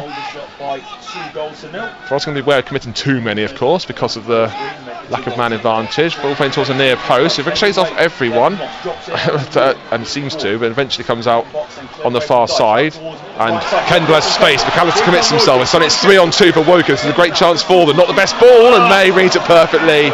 Tracks back and finds Lavenier back to his keeper Ward. Few indeed. May is so good at that, though, always finding himself in the right place at the right time. Didn't even see him come back. He just kind of seems to glide through the air, and there he was out of nowhere with a vital block that stopped the attack dead for Woking. Yeah, 3-on-2 they had, and the ball across field was well intercepted by May. Wasn't the most well execution, you've got to say, from Woking. Andrews Looking for Chickson in the middle. He plays it back to the defence of Dyche. 51 minutes gone. Woking 0, Forest Green Rovers 1. Here on BBC Radio Gloucestershire, myself, Billy Hunt, Ruben Cowley sitting alongside me. Some commentary of the Carlisle-Cheltenham game on DAB Digital Radio. Gloucester Rugby on FM and all other frequencies. Andrew is searching ball in. Here's a Wokin's chance coming in. Ward again, the hero. How he nullified Moore, I don't know. Moore seems to have all the time in the world to place his shot. And Ward just came out of nowhere to say, not today, mate. Yeah, the loose ball found its way towards the back post. No one was there apart from Moore for Woking. But he never really seemed to get his feet sorted out. And that extra bit of time he took trying to get it sorted out allowed Ward to make his decision, say, yep, I'm going. And he just leapt out, didn't he? Made himself huge and got the block in. And that keeps Forest Green 1-0 ahead. And it's a corner for Woking. But what another fantastic save from Jed Ward. He was 6 yards out was Moore. And just, I don't know how Ward got there. Just had all the time in the world. Ball from the corners played in towards the far post. Ward doesn't come for it this time, and the ball falls into the net. Forest Green didn't have the near post covered. Ward committed, and the looping header went in. And Woking have a goal back. It's Woking 1, Forest Green 1. Yeah, deep corner played in towards the back post. Plenty of players milling around the back stick trying to get a head on it. Ward came for it, but there was a looping header that just goes over everybody back towards the other post and just trickles in around the net, and that is disheartening for Forest Green, and especially Ward, who just made that fantastic save a couple of seconds before. It was Dan Moss, the player who got really heavily challenged from Innes for Innes' red card, who got the goal. And it just kind of triggered in slow motion. He was on the far post. He went over the top when Ward kind of half committed himself, and on the far post, Moss got there, and it looped to the near post. And you just think, well, maybe it's the numerical advantage. But if Forest Green kept someone there, then it would have been easy for them to deal with. But yeah, they've now just got to kind of reset, haven't they? Not let that affect them too much. And Woking going forward, suddenly got a bit more belief to them.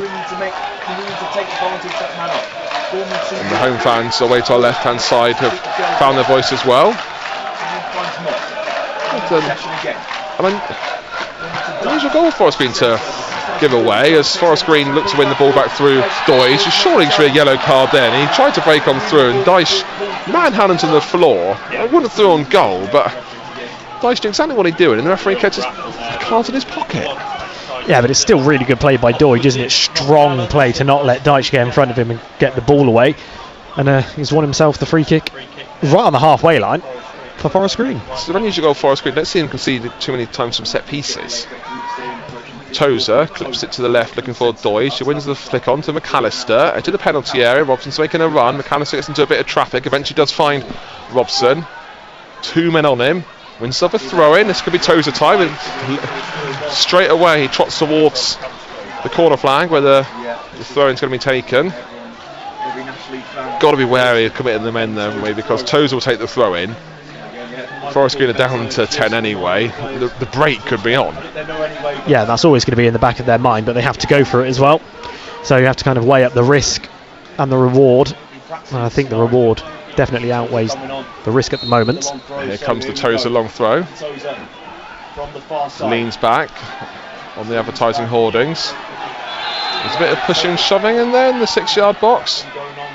Referees pointing and I think he's doing a dance there with the pointing and gestating. Yeah, it's interesting though, because no one in the box was asking for that. It was actually Tozer, the furthest man away. He was pointing in the box and telling the referee there's something going on. Eventually the throw-in is taken to 6-yard box. Well won by Woking. Watson wins the second ball. Can't find Tozer with it, and it gets intercepted. Slid out for another Forest Green throw. There's probably might be another time for Tozer to put it in. This might be on the edge of his range. Yeah, he'll steal a couple of yards though, won't he? He's midway in the Woking half, and he's still going to play it long. Woking have 2 men up still. There it comes. That's a huge one from Tozer and goes straight into the keeper's hands. Just shows how long it was. Almost too long from that position. The extra line then for Woking. The keeper bowls out to the right hand side. It's one apiece here at Kingsfield. Andrew Chickson back to Andrews. I think Wokin's heads were down after conceding, as you can imagine, but it's only that goal, they just got the spring in their step. Andrews has space, it's opened up for him. He gets the ball back, approaching the final third. Good ball forward to Lewis. Lewis, ball across 6-yard box. Moore Taylor gets a touchdown. Lewis gets the ball back. And May, yet again, just calmly drifts in and clears up the line for Forest Green. But it's still an open play with Andrews. Does well to keep that in, Andrews, doesn't he? He does, right in front of us. It looked like it was going to go out. McCann takes down Andrews. McCann said, what are you on about? Andrews went down screaming and shouting. He rolls straight back up when the referee gives the free kick his way. Yeah, now Forest Green under a bit of pressure with this set piece. Another ball that's going to be, you have to imagine, played into the box, maybe towards the back post. Well, they have the extra man advantage. And let's not forget, this where they conceded to Forest Green when the ball was stuck up towards that back post.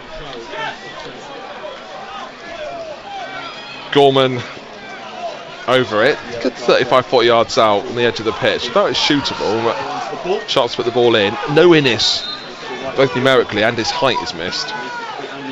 Gorman has searched one, it's a decent one as well. Ward calls for it, Ward gets it. McAllister might want it first time round. The referee doesn't allow him to do so. Well, not the referee, I'm sorry. The Woking player's got in his way as looking to play the ball out, and Toes had a big shout at the referee because he didn't give anything for not allowing Ward to take the kick out of his arms quickly. No, I don't think there was much in it, to be honest.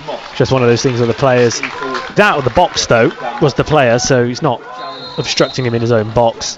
And it's up to Ward to work around that. But the referee has just stopped play for something. I think Tozer was having a right go at the referee, and he's called Moore Taylor over as captain.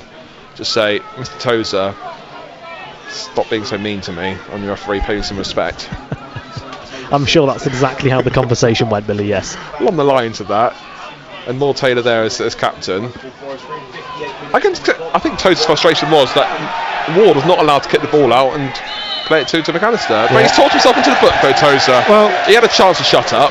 Yeah, he did. And also the reinforcement of Moore Taylor to back up the referee is kind of null and void, really. Nothing came of it apart from a yellow card. So yeah, lack of discipline then. It was almost as if Moore Taylor was actually agreeing with Tozer and then also got in on it. But you could tell the referee was just going to give him a strong talking to, and he, out of frustration, gave Tozer that yellow card. Then when you bring in the captain, you know it's your last warning. And the referee gives a free kick Forest Green's way, and Forest Green's going to keep their cool a bit here. Foul throw. The foul throw was that. And the Woking have got to take the throw in quickly. Well, they want to take a free kick quickly, but they can't. It's got to be a throw in. The game's just got to be disjointed, and Forest Green got to be wary. They're down to 10. Tozer's on this yellow card as well, so I'm sure he'll be challenged and got to be wary of Forest Green going down to 9. Andrews looking for Kendall, but it's well read by the Forest Green defence. Doyce wins the ball back from the halfway line, looking to find Lavernier. Lavernier takes a bit of a stumble and goes back to the keeper. McAllister charging down quickly, clips it wide. Long wins the header. No, it goes infield through Woking. The Woking fans want it played forward quickly because Forest Green weren't out of position there, but the Woking go among the defence instead. May wins the ball back, followed by a teammate, and Woking just playing some good passing football. And they can't give another cheap free kick away. That could be a yellow card, I think, just for the more totting up with the amount of times he's given away these relatively cheap free kicks. Yeah, but Forest Green before that had a really good chance going forward. Christian Doidge tracking back and won the ball right on the touchline, right in front of us, in between the two dugouts. And then Lavernier was on the overlap, and I think there was a bit of confusion. He took it off Doidge's feet. Doidge kind of resigned himself to the fact that the chance had gone, but Lavernier had every intention of picking it up and going forward. And now they have some defending to do to Forest Green, as you say, from a free kick scenario, with Doidge also back in the box, got his height to defend this with. McCann in the one-man maul, pick up that yellow card. Forest Green's discipline's let him down the last few minutes. Free kick to Woking. Looks like it's going to be Gorman to take. Andrews over it as well. It's going to be Gorman. It's a decent one as well, and it bounces just in front of Ward's goal, and it goes off for a goal kick, but perfectly placed. It's just where, as an attacker, you want it. As a goalkeeper, you don't. Yeah, Dan Moss there was almost on the end of that.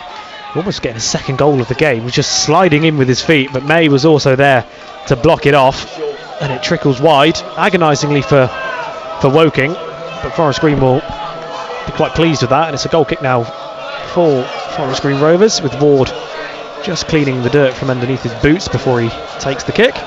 In his light blue goalkeeping kit, as Lawrence Lavernier wins the flick on, but can't find Doyes with it. Also win themselves a throw. Steve Cottrell brings the ball down in his technical area. You just feel that there's a bit of needle in this game now, don't you? I just feel that niggly. The referee hasn't got complete control, I'd say, but inconsistent. Long set throwing isn't the best, but Forest United won the ball back through Lavernier. He's got a shove in the back and can't control it. Andrews looks to play the ball forward, but Long intercepts. Andrews looking to take the throw in quickly. Chickson finds it and passes the ball into the middle. Look at the Forest Green bench. So the sub-keeper. Lavernier and Toes are both on. So you've got Bunker, Maddox, Quigley and Cardwell. Maybe a change for Doyes if he continues to be a lone striker and tire himself out. Andrews searching ball, dealt with by Robson. Long with the second ball, and Lavernier half clears, scuffs his clearance, and Chickson wins the ball back, goes to his defence of Dyche. It's an interesting game. 63 minutes gone, goal apiece. Forest Green in defensive mode. Chickson opens up for him. He's got numbers on the left, one of them being Andrews, so he finds. Back to Chickson. Andrews again. Forest Green being disciplined. To Gorman. Forest Green just have men behind the ball.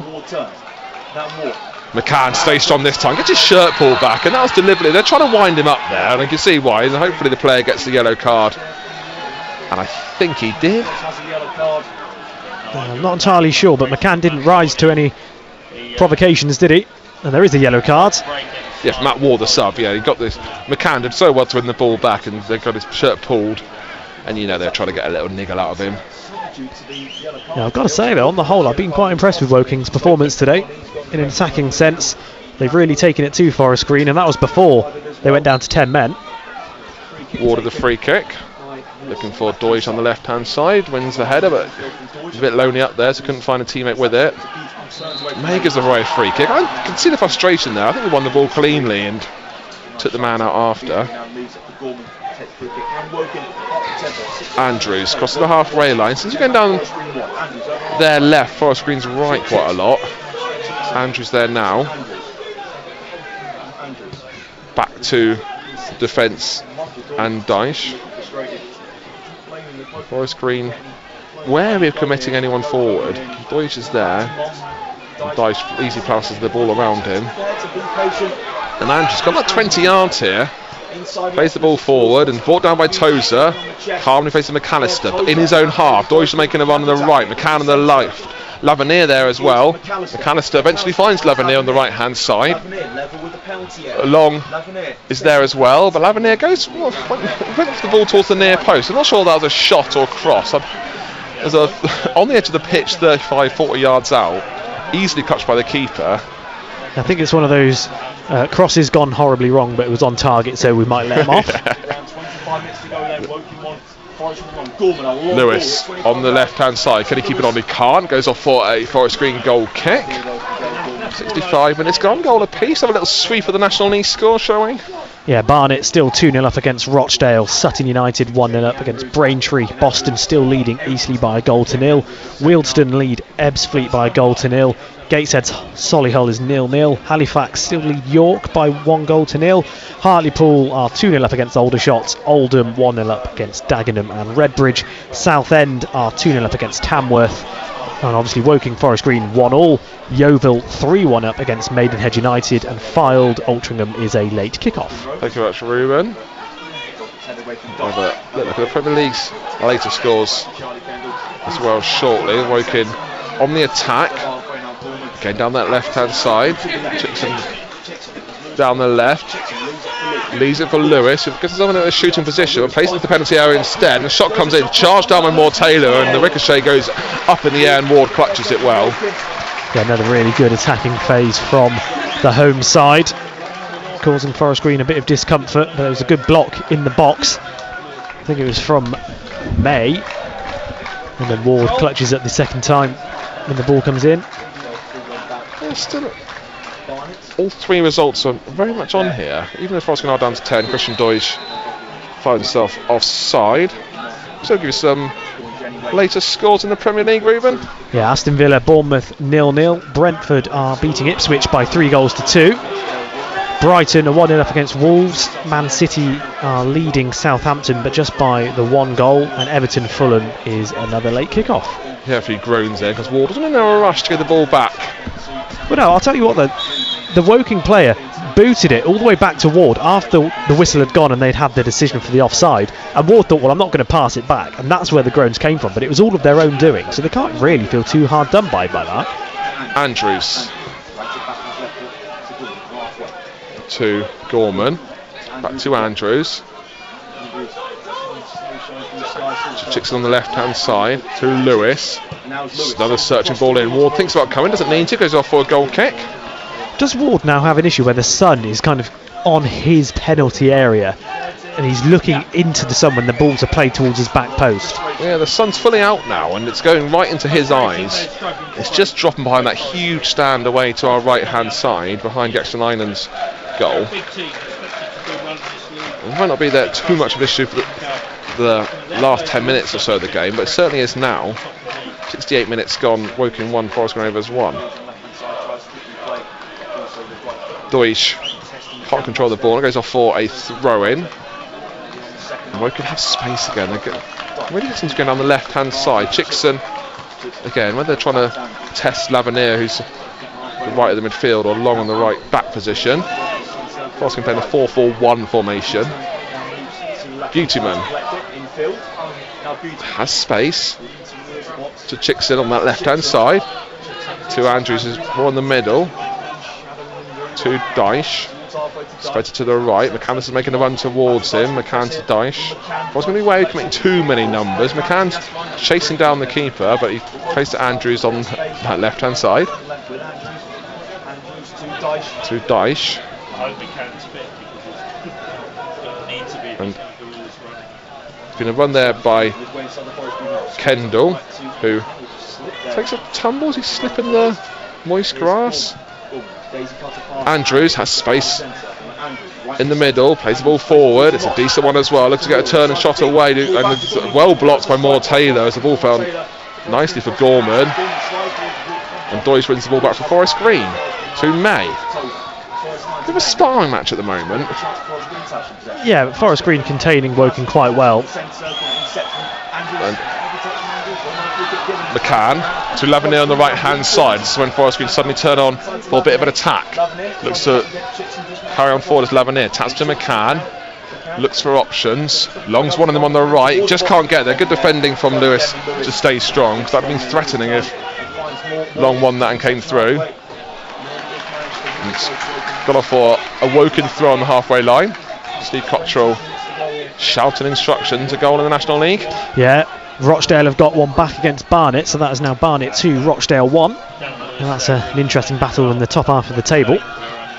Still Halifax leading York by goal to nil. Well, into the box, and it's Kendall can't control it, and Forest Green come away with it. McCann is still in, a throw in his own half. Chance for Forest Green just to reset and slow play down a little bit.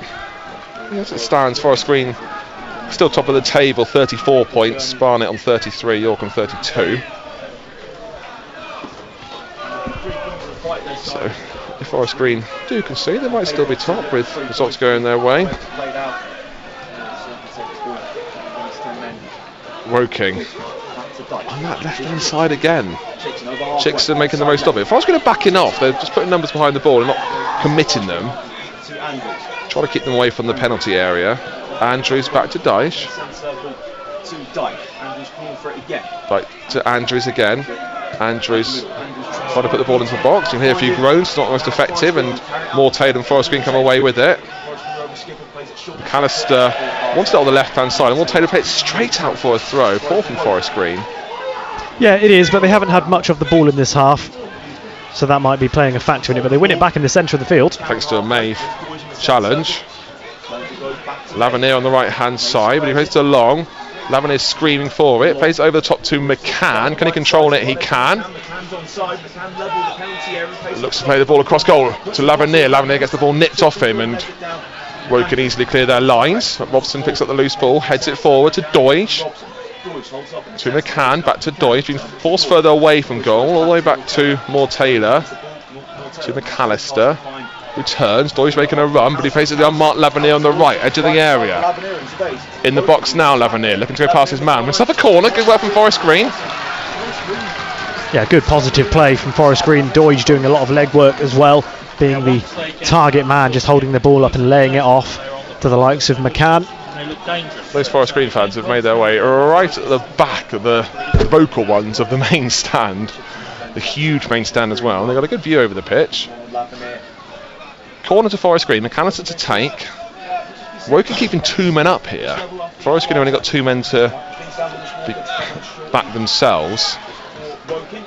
So they've got to be wary of the break, but let's see what they can do going forward themselves. Shortly taken to McCann, to McAllister, to the unmarked Lavernier, 30 yards out, takes a touch, plays the ball to the box. Mortay doesn't win the first header, and here comes that break.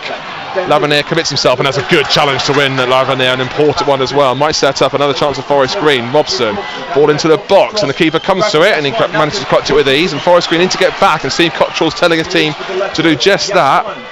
Ball's played quickly. Moore Taylor, the powerful header up pitch. It's open suddenly. McCann flicks it onto Doige. I think it would have been offside, but doesn't get a touch. But McCann gets the ball back, and Doige onside this time, into the area.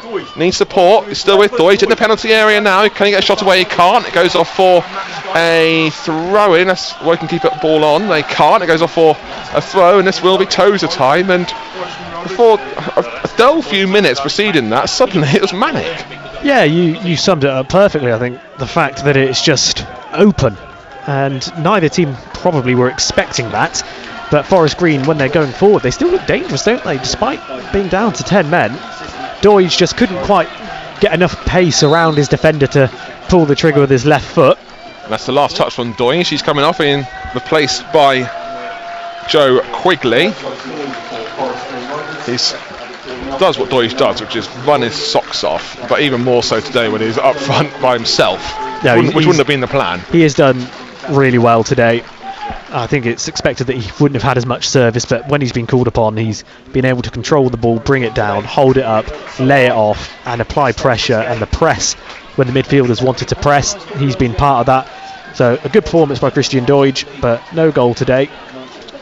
Tozer time, throw in for him, 10 yards up from the corner flag. Quickly immediately trots right into the 6-yard box where Tozer will try and throw this ball into. It's looping to the near post, and May with a shot on the half volley, it came to him. It wasn't the most convincing shot, just didn't get the connection he wanted. Nobody sends it goalward, and if he had made any connection, any reasonable connection on that, that might have given the keeper Jaskalainen some issues, but the fact that May was just open and able to pull the shot away around the penalty area, the penalty spot, was concerning for Woking. Chickson driving on forward. The afternoon sun right in Ward's eyes. 15 minutes of normal time to go. Woking 1, Forest Green 1. 75 minutes just clocked over on the scoreboard on the far side. Chickson gets challenged by Lavernier, forcing her back to the defence of Dyche. And Woking coming forward. I guess it could be tricky for Woking because the fans would expect 3 points. You've got to be aware that Forest Green are looking okay going forward, quite good going forward, they do, but Forest Green are down to 10, but Woking might get a goal forward now. It's a decent chance for them. More into the area, taps it to Chickson, first time shot, well blocked and challenged by Lavernier, but Chickson gets the ball back to Andrews.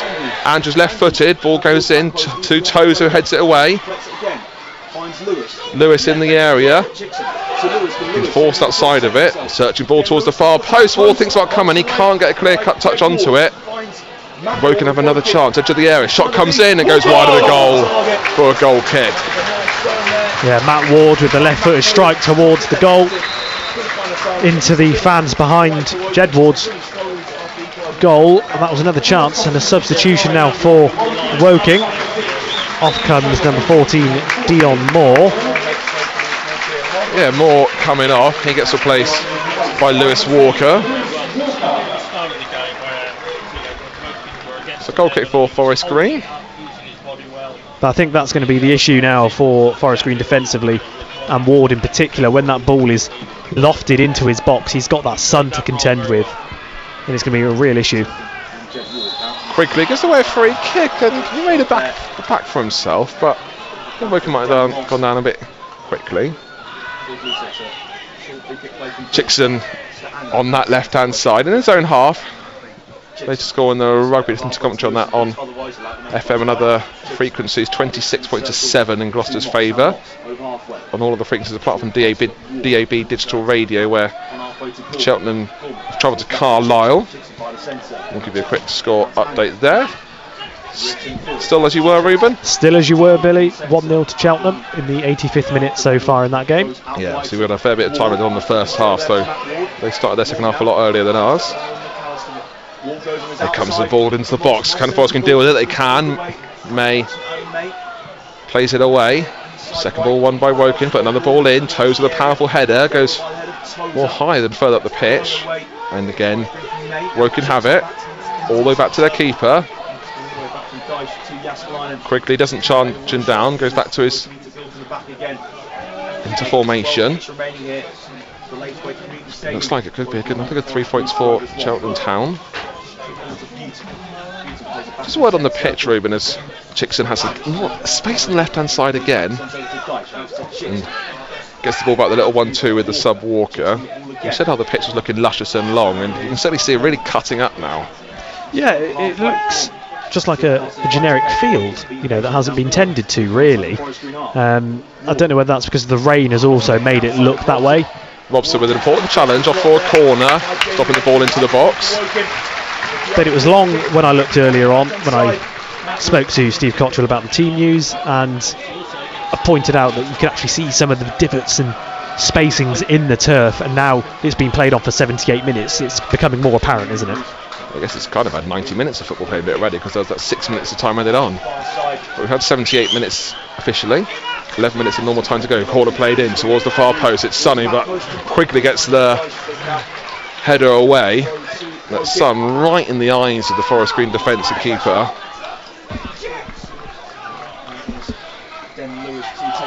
Chickson doesn't take the throw, leads it for Lewis. Finds Kendall, along with a challenge, and it goes off for a throw-in right by the corner flag. Chickson to take.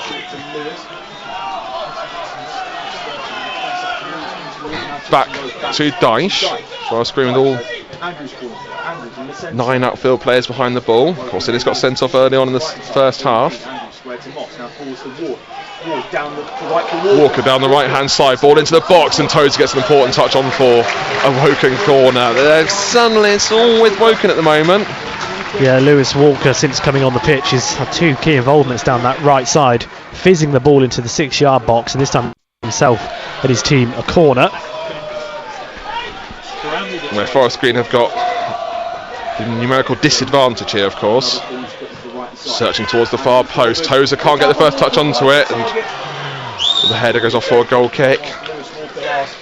Yeah, just to say how impactful that sun actually is, all of the home fans behind Ward's goal are shielding their eyes. Last sub for Woking. Odasuna coming on.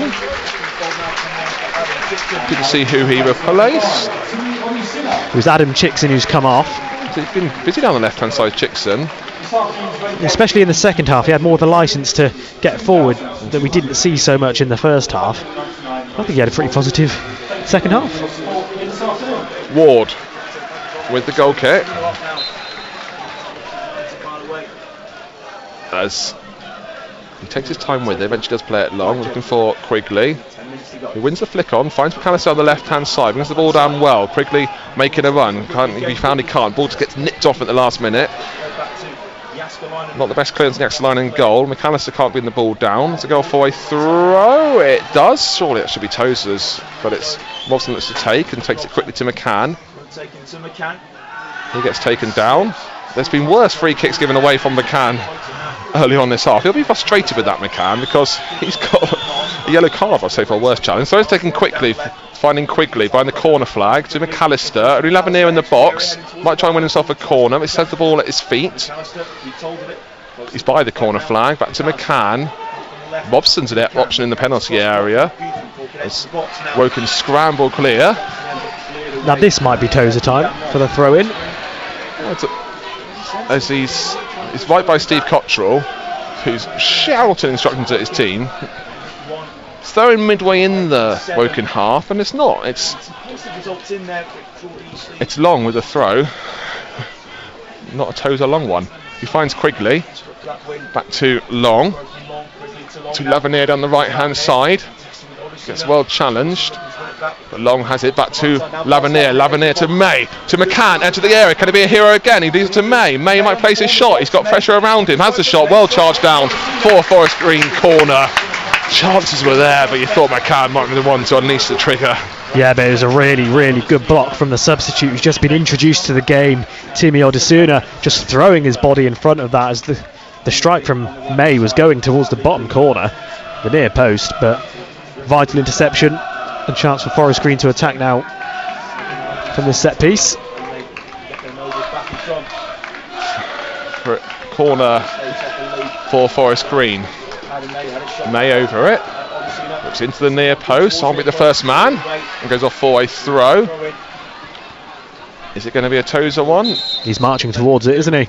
He is. McCann having to go at the referee. He's got to be careful, McCann. He's on a yellow card. I'm sure it's a final warning. I think McCann's saying my shirt's getting pulled a lot. It's important to stay on the pitch. Forest Green are down to 10, of course. It is getting sent off in the first half. McCann on a yellow and Tozer on a yellow as well. Tozer getting himself up for a long throw. Nowhere near to the target man. He's sitting in the changing rooms, off being sent off. Got Quigley in there though. Plays towards the near post. It was for Quigley, it's congested. Lavernier looking to bring the ball down. He does, back to goal. Back to the heels it to McCann. McCann in the edge of the penalty area. To Tozer puts the ball into the box. Can't find a player in the pink and black of Forest Green, and here come Woking. They might be able to break. Moore Taylor versus Kendall. Moore Taylor with a perfectly timed challenge to win the ball back for Forest Green. And Lavernier plays the ball at the line. Can he find Quigley? He can't, but he's forced the ball right by the corner flag, and Woking come away with it. At Cheltenham Town, they're still leading by a goal to nil. There's been a serious injury, so they've got 11 minutes of time added on there. We've got 6 minutes of normal time here. Probably finished around at the same time. The Forest Green looked really positive there, didn't they, in that phase of play? Definitely not settling for a point. No, but still trying to go forward, aren't they? Still, all three results are very much on. It's one apiece at the moment. 84 minutes gone. 11 man Woking versus 10 men Forest Green. We've got to keep reminding ourselves Forest Green got 10. Space. Odasuna finds Lewis on the left hand side. Looks to get past Lavernier. Lavernier backing off and allowed Lewis into the penalty area. Gets time to put the ball in towards the far post. Moore Taylor, an important header there because Ward was beat. Odasuna to Andrews in the middle. Back to Gorman. Ward on the right hand side, edge of the area, played the ball powerfully into the box, well dealt with first time by May, but the second ball wiped Gorman. Where they're ready to put the ball into the box are Woking. 36-7 later score at Gloucester. Christian Falklands. Lewis, left hand side of the penalty area, again Lavernier backs off. Lewis gives himself up to a shot, plays it back to Andrews. Andrews takes a shot and it takes the deflection off for a corner. Yeah, good attacking play from Woking, just patiently playing the ball out into the channels and then finally trying to fizz one into the penalty area just to cause a bit of upset. Maybe get any kind of flick on towards Jed Ward's goal. They take the corner back to Gorman, edge of the area, unmarked. Roskin down to 10 and close to these set pieces. Ward trying to get past McCann. He's on a yellow card but does so well to win the ball cleanly and strong, and Forest Green do clear. McAllister has a bit of contact with him as he was trying to get the ball forward, and the referee dare turn his head, did he? No. In that direction. But certainly fun contact. McCann challenging himself. He's got to be careful. He's on that yellow card. The game's open up yet again. May comes storming in. Forrest winning the ball back and quickly unleashed on the right hand side. He's going forward. He's got defence around him. Takes a strong touch and the ball gets nipped off him. Goes off for a throw. No, it's kept on. Eventually does go off for a Forest Green throw. Meanwhile, Dale Gorman is down injured, and again out of nowhere, frantic 30 seconds. Yeah, and another fantastic challenge from the substitute Timmy Odesuna, thwarting Quigley, who tried to take it infield just to open it up. Dan Ross winning man of the match, goal scorer, and also got a pretty nasty injury after the Innis challenge which led to his red card. McCann, he put some challenges in, some important ones, but if he got those wrong, he'll be looking at a second yellow. 3 minutes of normal time to go. Not been as extended injuries as there was in the first, but been a bit of managing the game from Forest Green, which the referee might add on time for. Yeah, Gorman's back on his feet and retreating to the I think he knows Woking penalty area. If you got treatment, he wouldn't have been able to defend this Tozer throw. But that was half a chance for Forest Green, wasn't it, with Quigley, who's, was it 2-on-1? Yeah, not in his favour, but you can see what he's trying to do. Seeing he come off the bench has been put some real important challenges in. Tozer throw. Leaning back, plays it short to McCann. That to Tozer. To McCann on the right hand side, twisting and turning. Still got the men in there from the throw in, but it goes into the keeper's hand, Jackson Lynon. He closes it out quickly. Who can blame him? The numerical advantage. Robson gets an important touch. It scoffs off for a throw, but it's important to get something on that to stop any sort of break. Yeah, and I think Charlie Kendall would have been in if that touch hadn't been made by Robson. Wasn't the touch he wanted, but it stopped the attack, didn't it? Achieved its purpose. Referee's making sure the throw is taking the correct place. Forest suddenly have got every man behind the ball again. Got under 2 minutes of normal time to go. Woking 1, Forest Green Rovers 1 here on BBC Radio Gloucestershire. Forest Green down to 10 men, having for the majority of the game. Innis got that red card earlier on in the first half. Odesuna with space in the Forest Green half. Find Andrews. Forest Green do have some more options on the bench if need be. Cardwell. Maddox there as well. But they've got a defender, Forest Green. Ball played in towards the far post. Important header from Woking. It's fallen to Lewis at the edge of the penalty area. In the penalty box now, Lewis with a powerfully played ball. It's blocked by Long. It ricochets up into Ward's hands. Steve Cottrell wants the ball played quickly. Meanwhile, there's an important goal in the National League, Ruben. Yeah, York have pulled one back in the 91st minute. So they are 1-1 with Halifax. Fagan Walcott scoring that goal. So, as it stands, Forest Green still top, I believe. Yeah. They'll be more sure if they can get a winner. McCann to May, can't control the ball, it goes underneath him into the path of the Woking keeper. Last 30 seconds of normal time. Cardwell might have got the nod to come on. 20 seconds of normal time to go. It's been backing off again. Odesuna plays it to Dyche in the Woking half. It's nervy. Moss just over halfway to Ward. Now Ward found down the right hand side, goes past McAllister, wins off a throw off the back of Robson. Gloucester City 3-2 down in the FA Trophy. Just the 3 minutes of time I did on here. I think Forest Green might take that. So we're in 3 minutes of injury time now. It's Woking 1, Forest Green Rovers 1. Decina in the Forest Green half. Woking fans want a winner. 3 minutes left it. McAllister trying to usher Woking away from the final third. Odesina going past Quigley, drifts past Quigley, opens up for him. A little 1-2, but gets it to Andrews. To Lewis on the left hand side. Lewis looking to go past Long, does do just that. Gets himself in a shooting position. It's well blocked, the shot there by Lavernier. Forest Green camp behind the ball. All 9 outfield players.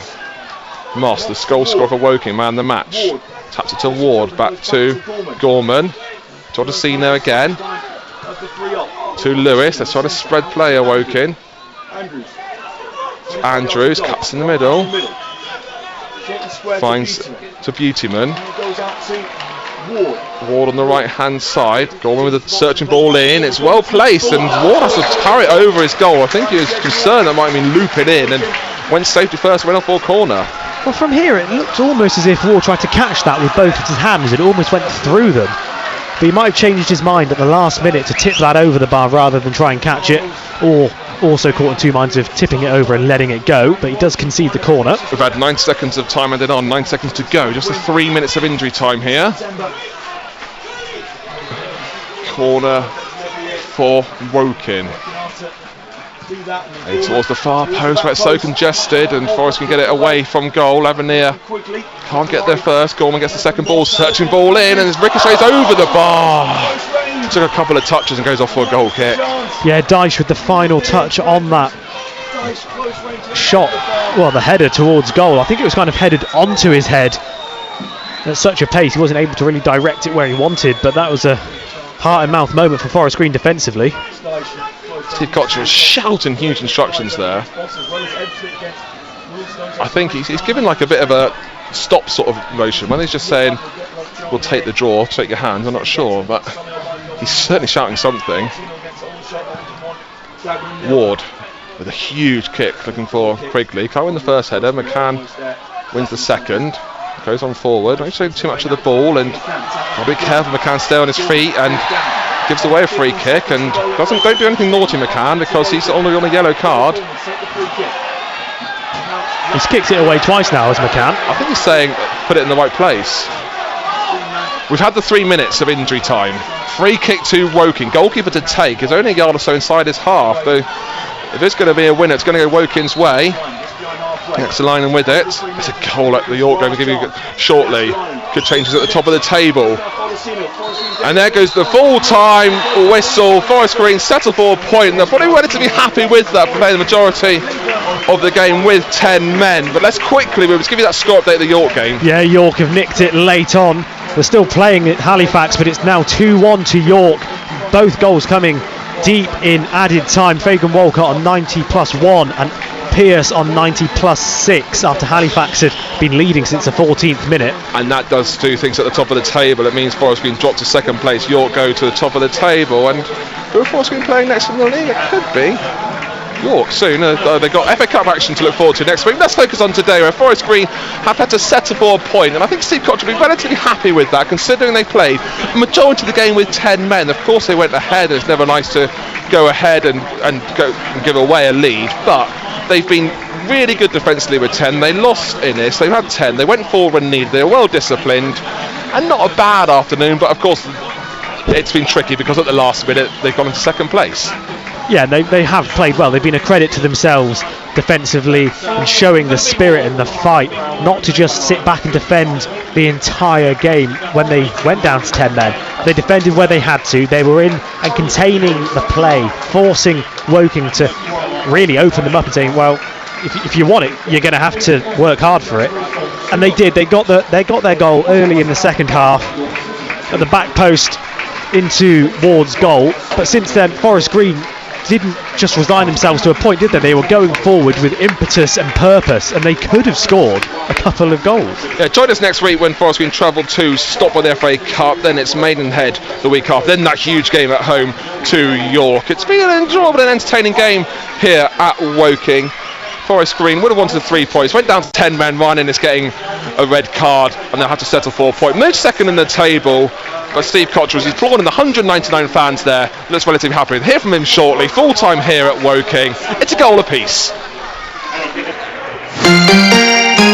Steve Kitchen. BBC Radio Gloucestershire.